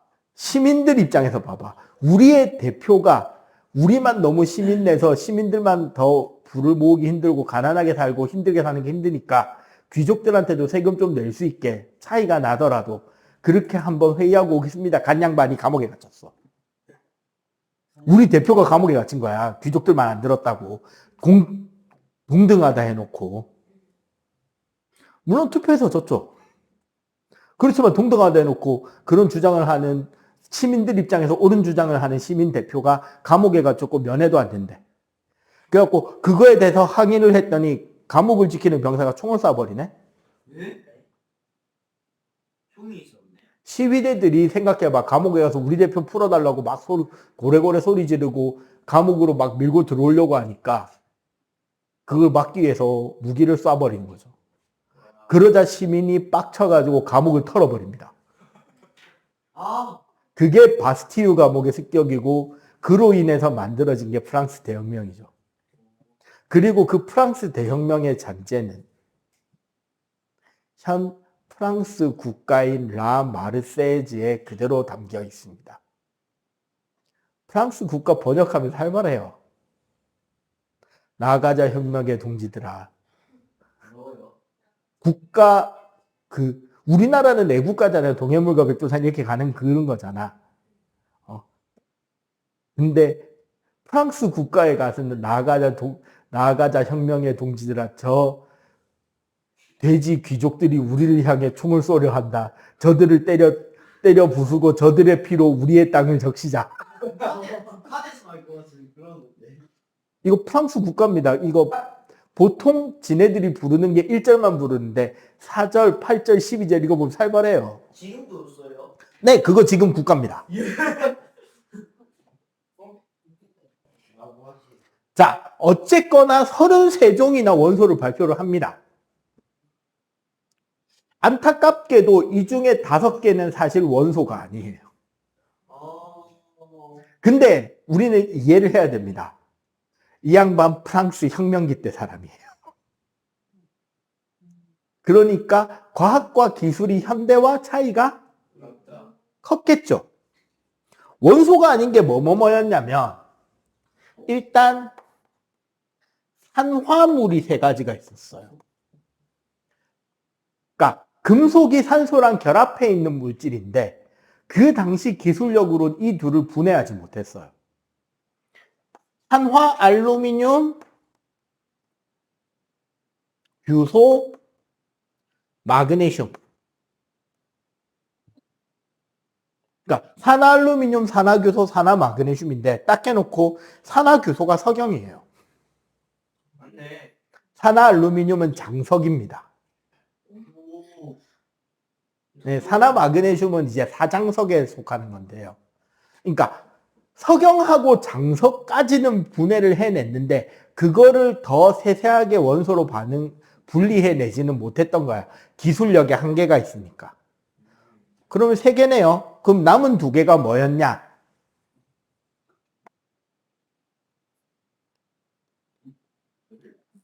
빛과 열이었습니다. 열 분해가 돼요? 아니 다른 걸 분해하다 보니까 빛도 나고 열도 난 거야. 빛도 나고 열도 나는데 그게 원소인 줄 알았던 거야. 생각해봐. 프랑스 혁명기 때 사람이야. 어? 아니, 그럴 수밖에 없었죠. 자, 그리고 이제 이 뒤에 과학자들이 계속 라부아제의 뒤를 이어가죠. 라부아제는 목 잘려 죽었지만. 얘가 완전 그렇죠. 이제 새로운 시대를 열어낸 거지. 그러면서 뭐가 나오냐면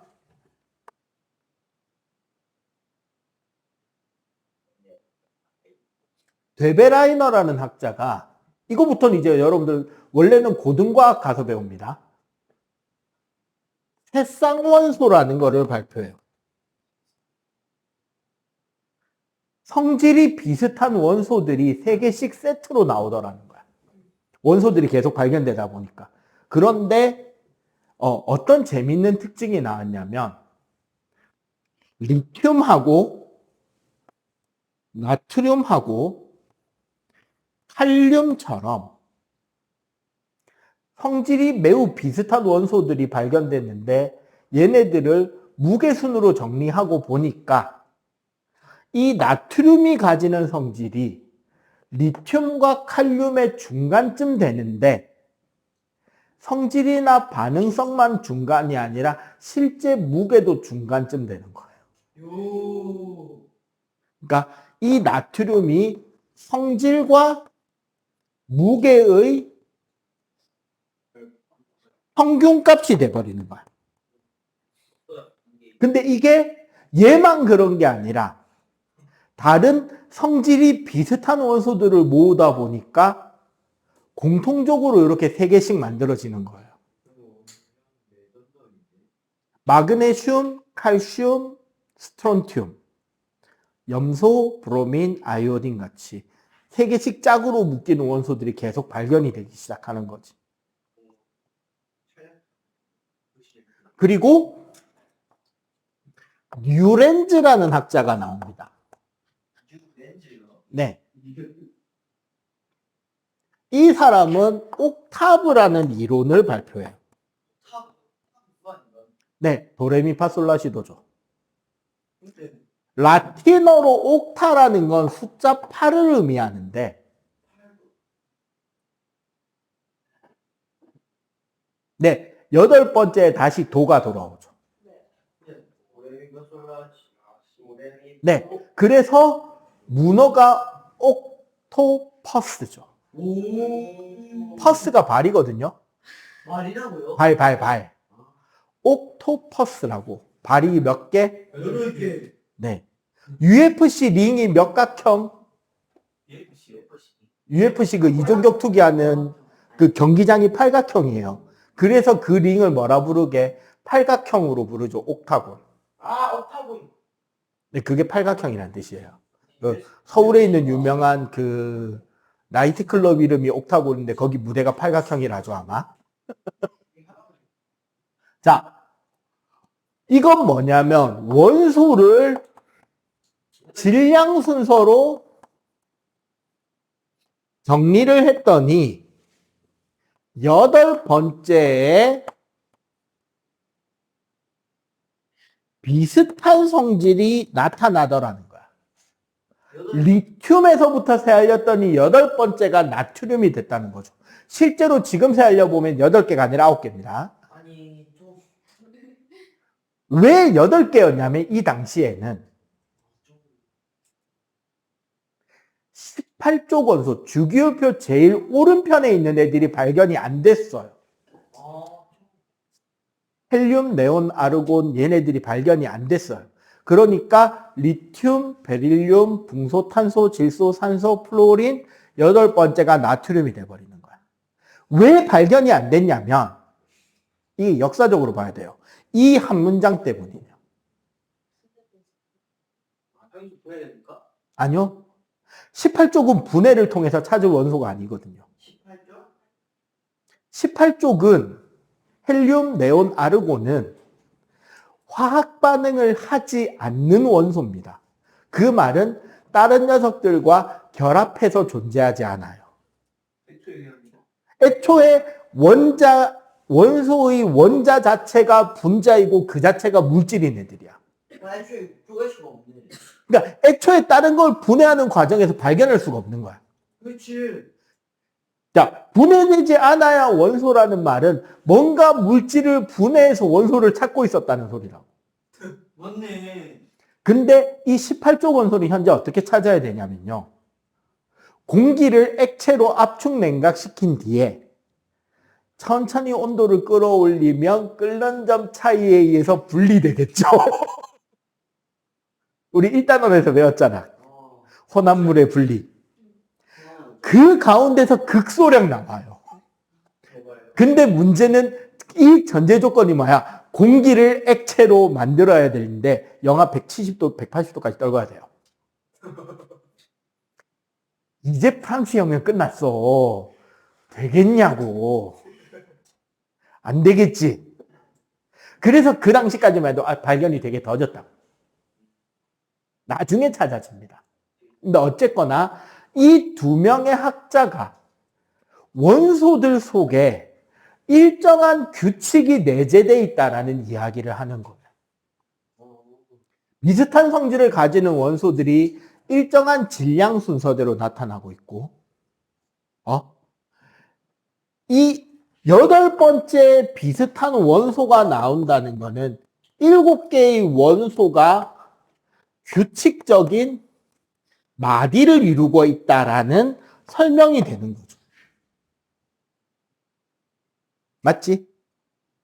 이 두 학자들의 의견을 받아서 만들어진 것이 최초의 주기율표인 멘델레예프의 주기율표입니다. 멘델레예프라고 러시아 제국의 화학자입니다. 그 당시만 해도 일단은 이 멘델레예프가 최초로 주기율표라는 것을 만들어내요. 이거 제목 자체가 중요한 거야. 주기율표예요. 주기율표.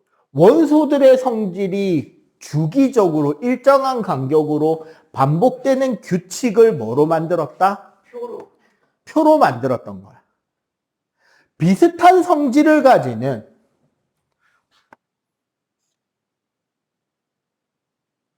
비슷한 성질을 가지고 있던 원소들을 같은 줄에 놓고 그거와 수직이게 일정한 규칙적인 마디를 표현한 거죠. 현재의 주기율표와 비슷한 모양이 만들어지기 시작합니다.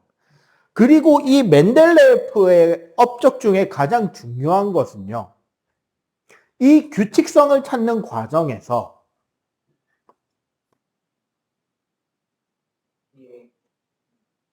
예카 원소라는 것을 발표해요. 뭐냐면 아직 발견되지 않았는데 여기에 발견되지 않은 원소가 있다라는 걸 표시합니다. 여기 지금 아직 우리가 못 찾은 원소가 있는데 이 원소는 산소랑 결합할 때 얼마 정도의 규칙을 가지고 결합할 거고 물에 녹을지 안 녹을지 몇 도쯤에서 액체로 녹고 몇 도에서 기체로 변할지 이러한 대략적인 성질들을 미리 예언해요. 발견도 안 된 원소를. 예언을 말했어요. 왜? 이 두 규칙성을 바탕으로 예측할 수는 있었으니까. 그러니까 쉽게 말하면 멘델레예프 이전의 학자들은 여기 원소가 있는지 없는지 모르니까 그냥 뒤에 원소가 앞에 당겨져서 줄 서 있었다고. 이렇게 되면 어떻게 되냐면 원소가 대부분 다 발견된 앞부분에서는 규칙성이 잘 맞아 떨어지는데 뒤로 가면 뒤로 갈수록 빵꾸가 난 걸 모르니까 당겨서 붙이다 보니까 성질의 규칙이 무너지겠죠. 맞지? 그런데 멘델레예프는 그걸 통찰력으로 얘가 요 줄이 아니라 요 다음 줄 갖고 여기 아직 우리가 못 찾은 게 있다. 근데 그게 이 규칙적인 변화로 볼 때 얘는 한 몇 도쯤에서 녹아야 되고 몇 도쯤에서 끓여야 되고 상온에서는 무슨 상태고 뭐 대충 어떻고 뭐 무게는 한 얼마쯤 될 거고를 예측할 수 있잖아. 그리고 그 값이 녹는 점 차이가 100도도 채 차이 안 났을까? 100 몇십 도밖에 차이 안 났어요. 녹는 점이. 예측을 600 몇십 도인가라고 했는데 실제 녹는 점이 700 몇 도였으니까요. 상당히 근접하게 잘 맞췄어요. 그리고 그게 한두 개가 아니라 여러 개를 말했는데 여러 개 다 발견돼요. 그래서 상당히 인정을 받았는데 그래도 오류가 있어요. 왜 오류가 있었냐면 멘델레예프의 주기율표는 무게순으로 정리돼 있었거든. 그러니까 원소의 질량순으로. 그럴 수밖에 없었죠. 새쌍원소에서 뭐라 그랬어? 비슷한 성질을 지닌 원소들을 질량순으로 나열했더니 가운데 원소가 질량의 평균값으로 나타나더라고. 질량이 성질을 맞는 줄 알고 있었단 말이지. 그랬던 이 멘델레예프의 오류를 바로잡은 현재 우리가 바라보게 되는 주기율표는 모즐리라는 학자가 발표합니다.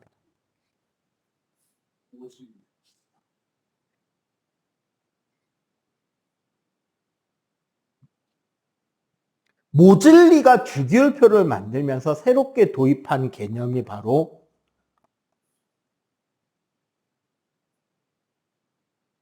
원자 번호예요. 원자 번호? 네. 번호를 줬어요. 정확하게는 원자 핵에 있는 전하량의 크기 순서입니다. 자, 요거는 이제 원자의 개념으로 가서 이야기를 해야 되겠죠. 자연스럽게 원자까지 끌고 가는 빌드업. 이거 빨리 필기. 현재 우리가 잠깐 원자라는 것에 주목을 해볼게요. 원자라는 녀석은 그 중심에 뭐가 있고 핵이 있고 핵 주위에 여러 개의 궤도로 전자들이 돌고 있습니다. 일반적으로 이런 식으로 구조를 그려요. 물론 현대의 중등과학에서는 이렇게 전자 껍질이 여러 개가 있다는 걸 가리키지 않는 버전들도 많이 가리킵니다. 여러분들 책에는 전자 껍질에 대한 개념이 현재 나와 있진 않아요. 근데 실제로는 껍질이 존재합니다. 즉 전자가 도는 궤도가 정해져 있어요. 내가 왜 이 이야기를 하느냐? 사실 이게 주기율표에서 가르쳐주고 있는 기록이거든요. 핵. 자, 전자의 핵에는 P 플러스 양성자와 중성자로 이루어져 있고요. 핵 바깥에 돌고 있는 얘네들이 전자예요. 얘네들을 영어 기호로 쓰면, 자, 여기서부터는 거의 이제 사실은 중등에서 통과 사이, 중등 심화에 대한 내용쯤이 될 거예요. 양성자는 우리가 P 플러스라고 쓰고요. P 플러스, 프로톤이라는 뜻입니다. 중성자는 N이라고 씁니다. 뉴트리온이고요. N. 전자는 일렉트론이라 그래서 E-라고 씁니다. 자, 이게 무슨 소리냐? 양성자와 중성자와 전자에 대한 전하값. 전하라는 거는 전기적인 성질의 크기와 방향성을 의미해요. 극성을. 양성자 하나가 플러스 1, 중성자는 0, 전자는 마이너스 1의 값을 가져요. 즉 양성자 하나와 전자 하나가 가지는 전하값의 크기는 같고 극성이 반대인 거야. 플러스 마이너스 극. 에너지적 성질이 반대가 되는 거고. 그런데 문제가 있어요. 얘네들의 질량값, 상대적인 질량값의 비율이요. 전자 하나를 1이라고 칠 때 양성자는 1836배, 중성자는 무려 1837배나 돼요. 즉 전자의 무게와 비교하자면 핵을 이루는 양성자나 중성자의 무게는 대단히 무겁습니다. 그래서 우리는 이 양성자의 무게를 1이라고 치면 중성자의 무게도 근사값으로 뭐가 돼버리죠? 1이 돼버리겠지. 이렇게 됐을 때 전자의 무게는 무슨 취급을 해야 돼요? 0? 네, 0 취급하는 거야. 그래서 원소의 무게는 뭐가 결정한다? 양성자와 중성자의 무게 합이 질량수가 되고요. 질량수. 우리가 속칭 원자량이라고 부르는 건 그 상대적인 값을 의미하는 거고, 요 전하값에서 원자가, 이거 여러분들 서술형, 자, 이거 1학기 기말 혹은 2학기 중간고사 서술형 출제율 100%. 이거 무조건 나옵니다. 서술형에서. 원자는 기본적으로 전기적으로 중성이거든요. 원자가 전기적으로 중성인 이유를 쓰시오는 서술형 100% 출제입니다. 전기적 중성이 뭔가? 그러니까 전기적으로 플러스 극이나 마이너스 극 양쪽 어디도 띄지 않는다고. 딱 0이라고. 왜 0이 되냐면요. 이게 이제 무조건 서술형 100%인데 핵의 플러스 전하의 크기가 전자의 마이너스 전하 크기의 합과 같다. 자, 여기서 제일 중요한 단어는 합이에요. 마이너스에서. 이게 무슨 말이지? 어쩌나? 플러스 전하. 플러스 전화를 전기에 대한 성질은 플러스와 마이너스가 있단 말이에요. 근데 원자 핵에 있는 양성자가 플러스 전기를 띄어요. 원자의 핵 주위를 돌고 있는 전자들이 마이너스의 전기를 띠는데 핵에 있는 양성자 한 개와 주위를 도는 전자 한 개의 1대1, 1대2 전하량의 크기는 같아. 방향 극성만 반대인 거야. 하나는 플러스 극, 하나는 마이너스 극. 그런데 문제는 핵의 전하량에는 양성자와 중성자가 똘똘 뭉쳐져 있는 게 핵이란 말이에요. 그래서 핵은 전하량이 플러스가 뭉쳐져 있지. 근데 전자들은 얘네들이 뭉쳐져 있는 게 아니라 이것처럼 제각기 각자의 궤도에 여러 개로 흩어져 있단 말이야. 그래서 핵이 가지는 플러스 전하의 크기란 전자의 마이너스 전하 크기, 이건 전자 한 개 크기를 말하는 거잖아. 그래서 전자의 크기는 반드시 뭐를 달아야 된다? 합이라는 말이 들어가요. 그 합이 같아서 전하량의 크기를 다 더했더니 얼마가 나온다? 0이 나온다가 되는 거야. 그래서 전기적으로 중성이고, 이렇게 되는 게 뭐냐면 우리 원자 기호에 나중에 이제 배울 건데, 예를 들어 우리면 나트륨이다. 이러면 요 밑에가 11이 적혀 있고 여기에 23이 적힌단 말이에요. 요 숫자를 다 안 적는 경우가 더 많긴 해요. 주기율표 큰 거에 보면 적혀 있어. 자, 무슨 뜻인지 설명해 드립니다. 요 밑에 있는 11은 이게 원자 번호예요. 얘가 원자 번호고 얘는 뜻이 뭐냐면 양성자 개수예요.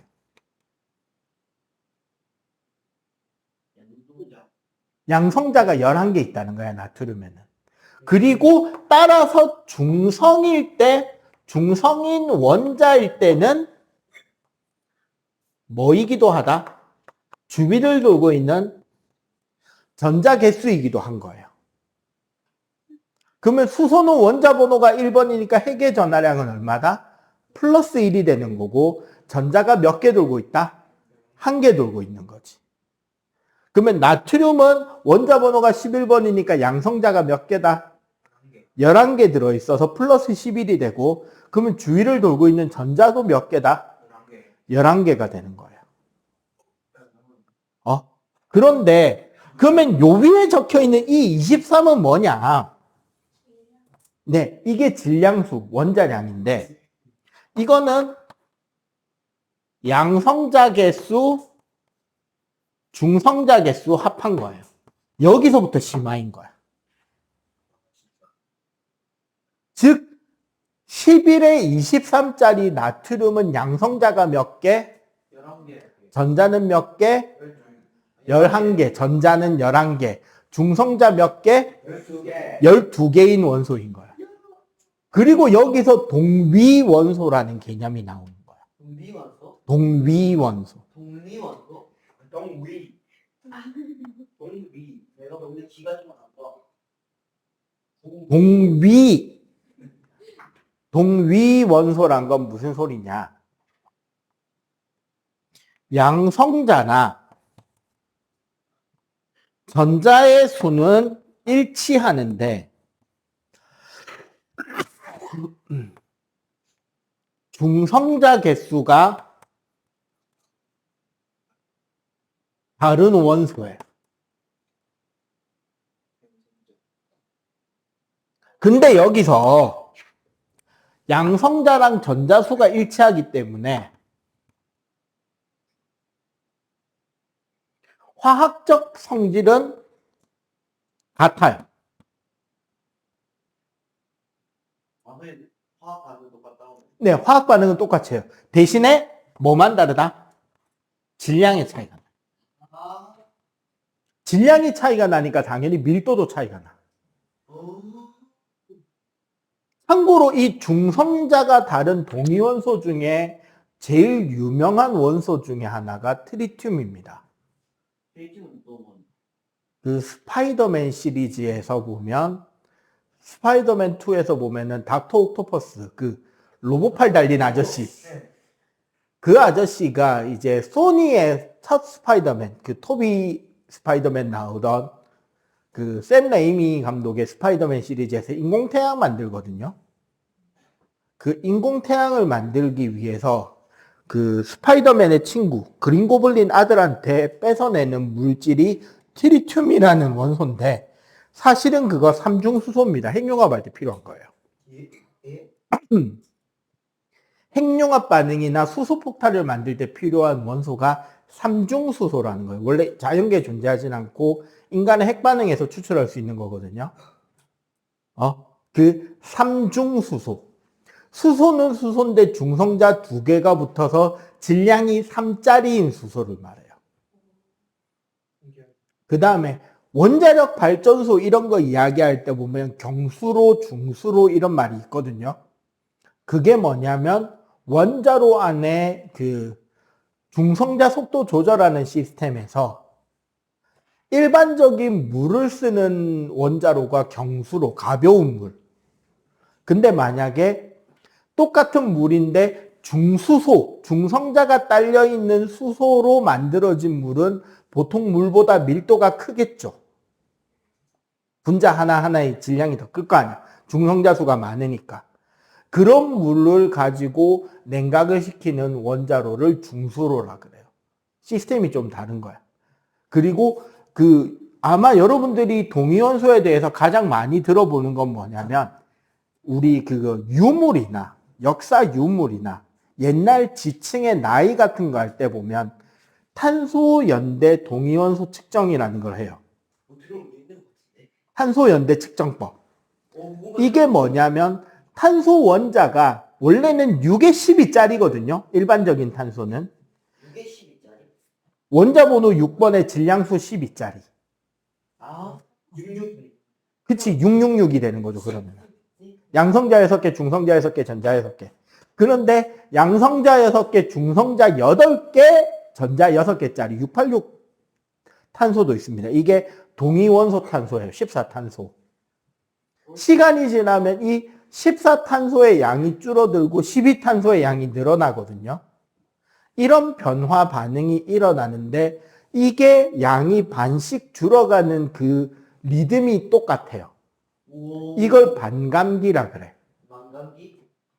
반으로 줄어드는 기간에서 반감기. 반감기라 그러는데 이게 몇 번 줄어들었냐. 지금 남아있는 그 물질의 12탄소랑 14탄소의 비가 몇 대 몇인지를 조사할 수 있으면 얘가 몇 년 전에 만들어진 물질인지를 알 수 있다는 거죠. 이거 가지고 막 공룡시대 화석인지 그 전시대 화석인지 더 최근 화석인지를 알 수 있단 말이야. 그럴 때 쓰는 그 원소들을 동위 원소라 그래. 동위. 아까 멘델레예프의 주기율표에서는 원소를 질량순으로 나열하고 같은 원소의 질량이 같다라고 인식을 한 상태에서 주기율표를 짰는데 과학이 발전하면서 이 동위원소들이 발견되기 시작하는 거다. 이상한 소리 하지 말고. 자, 계속 동위원소들이 발견이 되니까 그러면 얘네들은 질량이 다르니까 다른 원소냐고 물어보면 아니죠. 화학적으로 성질은 똑같단 말이야. 똑같은 거예요. 그런데 질량 순서로 주기율표를 짜면 다른 원소가 돼버려야 되지. 네. 그런 오류들을 붙잡은 게 모질리가 무슨 순서로? 원자 번호 순서로 주기율표를 새로 짜고 이렇게 새로 짰더니 18조 원소가 발견되면서 생겼던 여러 가지 오류들이 바로잡아진 거예요. 원소의 규칙이 더 정확하게 설명되고. 사실 각 원소의 규칙성, 성질은 누가 만드는 거냐면 전자예요. 핵이 아니라 전자가 성질을 만들어요. 그리고 주기율표는 사실 이 전자의 배치를 표로 그리고 있는 겁니다. 전자의 배치를? 네.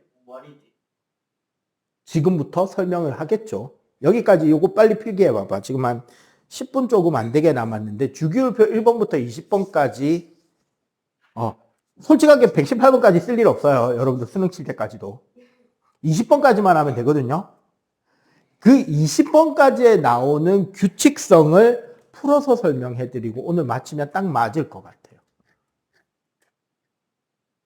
바로 할까? 응? 요 설명 덜 된 거는 여러분들 집에 가서 동영상 보고 체크하시면 돼요.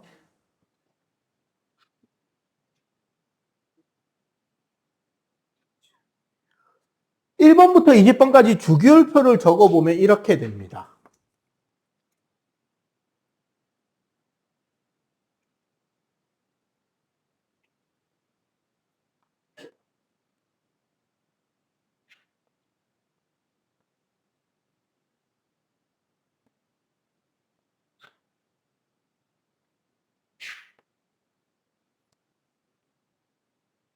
뭐가 보이냐? 리튬, 나트륨, 칼륨. 자, 주기율표에서 같은 세로주를 우리는 족이라고 해요. 족? 그룹. 가족. 네, 가족할 때 그 족. 이 족이라는 거는 최외곽 궤도의 전자 개수가 그리고 그 배열이 일치합니다. 그러니까 제일 바깥쪽 궤도에 나가 있는 전자의 개수가 똑같다고. 그리고 실제 화학 반응에 참여하는 녀석들이 이 제일 밖에 나가 있는 전자야. 그 제일 밖에 나가 있는 전자가 1개, 2개, 3개, 4개, 5개, 6개, 7개, 8개예요. 네. 물론 사실 여기에 보면 주기율표가 1조, 2조 쭉 띄어서 13, 14, 15, 16, 17, 18쪽이거든요. 여기에 보면 칼륨, 칼슘 뒤에 스칸듐, 티타늄, 바나듐, 크로미움, 몰리브덴, 철, 뭐 해서 니켈 뭐 이렇게 쭉 가는 게 있어요. 아, 니켈 철이구나. 이씨 옛날에 다 외웠는데.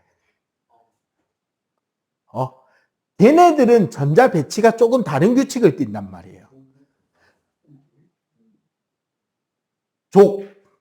최외곽 전자 개수가 다르다고.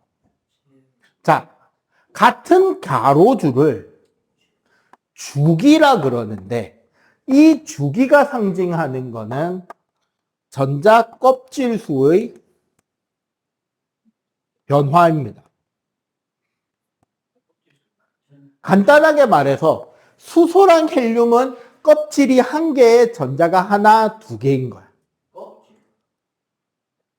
그러니까 요거를 그림을 새로 그리면 이렇게 돼요. 가운데 원자 핵이 있을 거 아니야. 첫 번째는 껍질이 좁죠. 그러니까 여기에는 수소만 들어가면 전자가 1개고 헬륨까지 들어가면 전자가 2개가 되면서 첫 번째 껍질이 마감이 되는 거야. 두 번째 껍질은 조금 여유가 생기잖아. 그래서 리튬, 베릴륨, 붕소, 탄소, 질소, 산소, 플로린 8번째 네온이 들어가면서 껍질이 꽉 차요. 그 다음 껍질에 물론 이거는 진짜 이 모양대로 가는 건 아니에요. 내가 여러분들 설명을 쉽게 해주려고 배열이 같다는 걸 보여주려고 만든 거야. 얘랑 똑같은 건 아니에요. 근데 고등과정에 가면 이 순서대로 전자를 쌓긴 합니다. 쌓는 규칙이 있어요.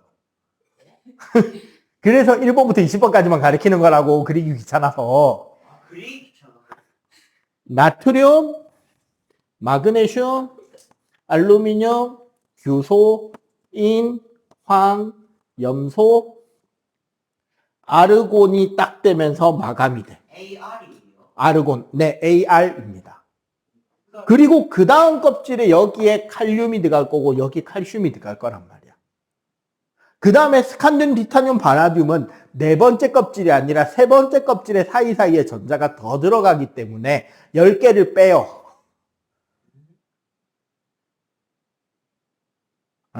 그래서 거기를 비우고 그 규칙성 들어가면 어려우니까 그거 화투가야 배웁니다. 고2 이거도 아니에요. 고3 가야 배워요. 그 스칸듐, 티타늄, 바나듐 전자 채워지는 규칙성은 이제 화투 가서 배웁니다. 화원에서도 안 가르쳐요, 이제는. 통과에서도 당연히 안 가르치고. 자, 요거 봐봐. 수소, 리튬, 나트륨, 칼륨. 첫 번째 줄이죠. 맞지? 베릴륨, 마그네슘, 칼슘. 두 번째 줄이지. 붕소, 알루미늄. 세 번째 줄. 탄소, 규소. 질소, 인. 산소, 황. 플로린, 염소. 네온, 헬륨, 네온, 아르곤. 각각의 원소들의 전자 배치가 같은 줄에 들어가요. 그러니까 적어도 제일 바깥쪽에 실제 반응에 참여하는 전자들의 배치만 놓고 보면 똑같은 배치로 구성된다는 거지. 그리고 이 제일 바깥쪽의 전자들이 화학 반응을 한단 말이야. 그러면 당연히 반응하는 패턴이 똑같죠. 나와 있는 전자 수가 똑같으니까. 이 규칙성이 그래서 규칙적으로 껍질이 늘어나면서 계속 반복이 되는 거야. 아까 뉴렌즈가 뭐랬죠? 7개마다 반복되는 성질 규칙이 있다. 사실 그게 껍질이 늘어나고 있었던 거야. 8개마다. 그리고 데베라이너가 말한 새쌍원소는 같은 족의 원소를 찾아냈던 거예요. 전자 배치가 같으니까는 몰랐지만 어쨌거나 성질이 비슷한 녀석들이 규칙적으로 나타난다라는 걸 찾아낸 거예요. 즉 주기율표라는 것은 이 주기율표라는 것은 원소들의 성질이 주기적으로 반복이 되는 것을 표로 정리를 했고 그 과정에서 데베라이너와 뉴렌즈, 멘델레예프를 이어지는 모즐리에 이르러서 완성이 되고 지금 계속 개량되고 고쳐진 거예요. 지금도 고쳐지고 있어요? 왜냐하면 지금 새로운 원소를 계속 만들고 있거든요. 원소에서 다시 돌아가면 자연계에 존재하는 원소는 99개가 끝입니다. 자연계. 네. 현재 우주에 존재하는 원소는 92개가 다예요. 92번 우라늄이 끝인 거야. 그런데 118번까지는 어떻게 됐느냐? 원소가 만들어지는 규칙을 인간이 이해했잖아요, 과학자들이. 그래서 더 무거운 원소를 계속 합성해내고 있는 거예요. 어떤 성질이 만들어질지 모르고 그게 우리 미래에 어떻게 사용될지 모르니까. 그게 93번 네토늄, 94번 플루토늄 그 뒤에 번호들인 거야. 현재까지 만들어낸 건 118번 오간의 손이 한 개고요. 과학자들은 원자 구조를 이해할 때 140번 정도까지 만들 수 있을 것으로 예상하고 있습니다. 이론적으로는. 근데 이게 커지면 커질수록 불안해지기 때문에 만들기가 힘들어요. 왜 불안해? 같은 극 길이는 싫어하거든요. 밀어도요? 네, 같은 극 길이는 청력이 돼서 밀어냅니다. 전기도 그렇고 자석도 그렇고 똑같아요. 그런데 핵이라는 좁은 곳에 플러스를 많이 뭉쳐놔야 되다 보니까 힘든 거야. 사실 그거를 방지하기 위해서 무거운 원소가 될수록 사이사이에 중성자가 들어가서 중성자의 수가 늘어나고 훨씬 더 무거운 원소가 되는 거야. 플러스 마이너스 섞으면 되는 거야. 전자는 그 안에 못 들어가거든요. 힘이 서로 달라서. 어쨌거나 그러다 보니까 여러 가지 원소들이 만들어지게 되고 발견이 되게 되고 그럼 이 원소 기호는 어떻게 잡았냐? 원래 과학의 시작이 그리스였잖아요. 그래서 그리스어, 이게 헬라어예요. 그 다음에 고대 로마어, 그게 라틴어입니다. 그리고 현재 전 세계의 과학을 주도하는 나라, 미국, 영국, 프랑스, 독일이거든요. 그래서 그리스어, 라틴어, 영어, 독일어, 프랑스어로 말하는 그 원소 이름의 첫 글자를 뽑아서 적은 거예요, 원래는. 근데 문제는 그렇게 적다 보니까 같은 글자가 반복이 되고 원소, 우리 알파벳 26개밖에 없잖아. 그 원소가 몇 개밖에 못 적죠? 26개밖에 못 적잖아. 그래서 남은 글자 겹칠 경우는 나머지 글자 중에 한 글자를 택해서 소문자로 옆에다 붙인 겁니다. 그래서 C로 시작하는 단어가 졸라 많아. 원소가 졸라 많아. C, 카본. CA, 칼슘. CL, 염소. CO, 코발트. CR, 크롬. 이거 CA, 이거 CL. CL, L. CL, L. 클로라이드예요. 염소. CR, 크로뮴, CO, 코발트, CU, 쿠퍼, 구리, CS, 세슘, CE, 세륨. 직업이잖아요. 난 이걸로 먹고 사는 사람이라고. 야, 불꽃놀이 하면 그 불꽃마다 색깔이 다르잖아요. 그거 불꽃 반응이에요. 요 책에 불꽃 반응이 있나? 원소에? 원자에 있나? 원소에 있나? 불꽃 반응 찾아. 없어졌나? 없는 것 같은데요. 지금은 없어진 것 같은데? 없는 것 같아요. 근데 오늘 누가 어렵게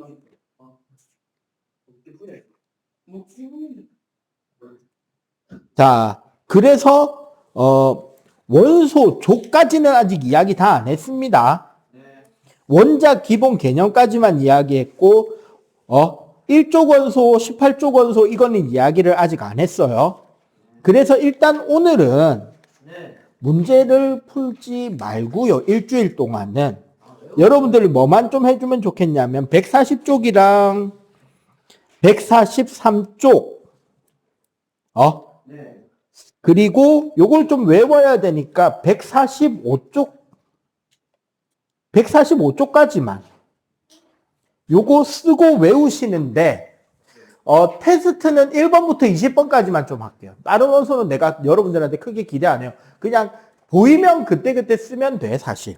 칼륨까지요? 네, 칼륨까지만. 칼륨, 칼슘까지만. 왜 내가 이 주기율표를 지금 이렇게 꼭 외워야 된다고 이야기를 하냐면 사실 화학은 언어입니다. 과학 단원 중에서도. 화학이라는 건 일종의 언어란 말이에요. 그런데 오늘 우리는 뭐 배웠냐면 ABCD가 어떻게 만들어져서 어떤 원리를 가지고 어떻게 누가 ABCD를 찾아서 이렇게 정리했는지 배운 거야. 쉽게 말해서 오늘 우리는 알파벳 배운 날이에요. 그러면 여러분들한테 내가 문장을 외우라 하겠냐, 문법을 외우라 하겠냐, ABCD, A부터 Z까지 외우라 하겠냐. A부터 Z까지. 네, 그거 외우라고요, 다음 주에. 그리고 가급적이면 주기율편 이 모양대로 외워주셔야 이 중에 보니까 중등 선행을 좀 해본 사람들이 몇 명이 보이는데 이온 외울 때 고생했을 거야. 근데 있잖아요. 이 표 외우면 이온가스 안 외워도 된다. 이런 거요?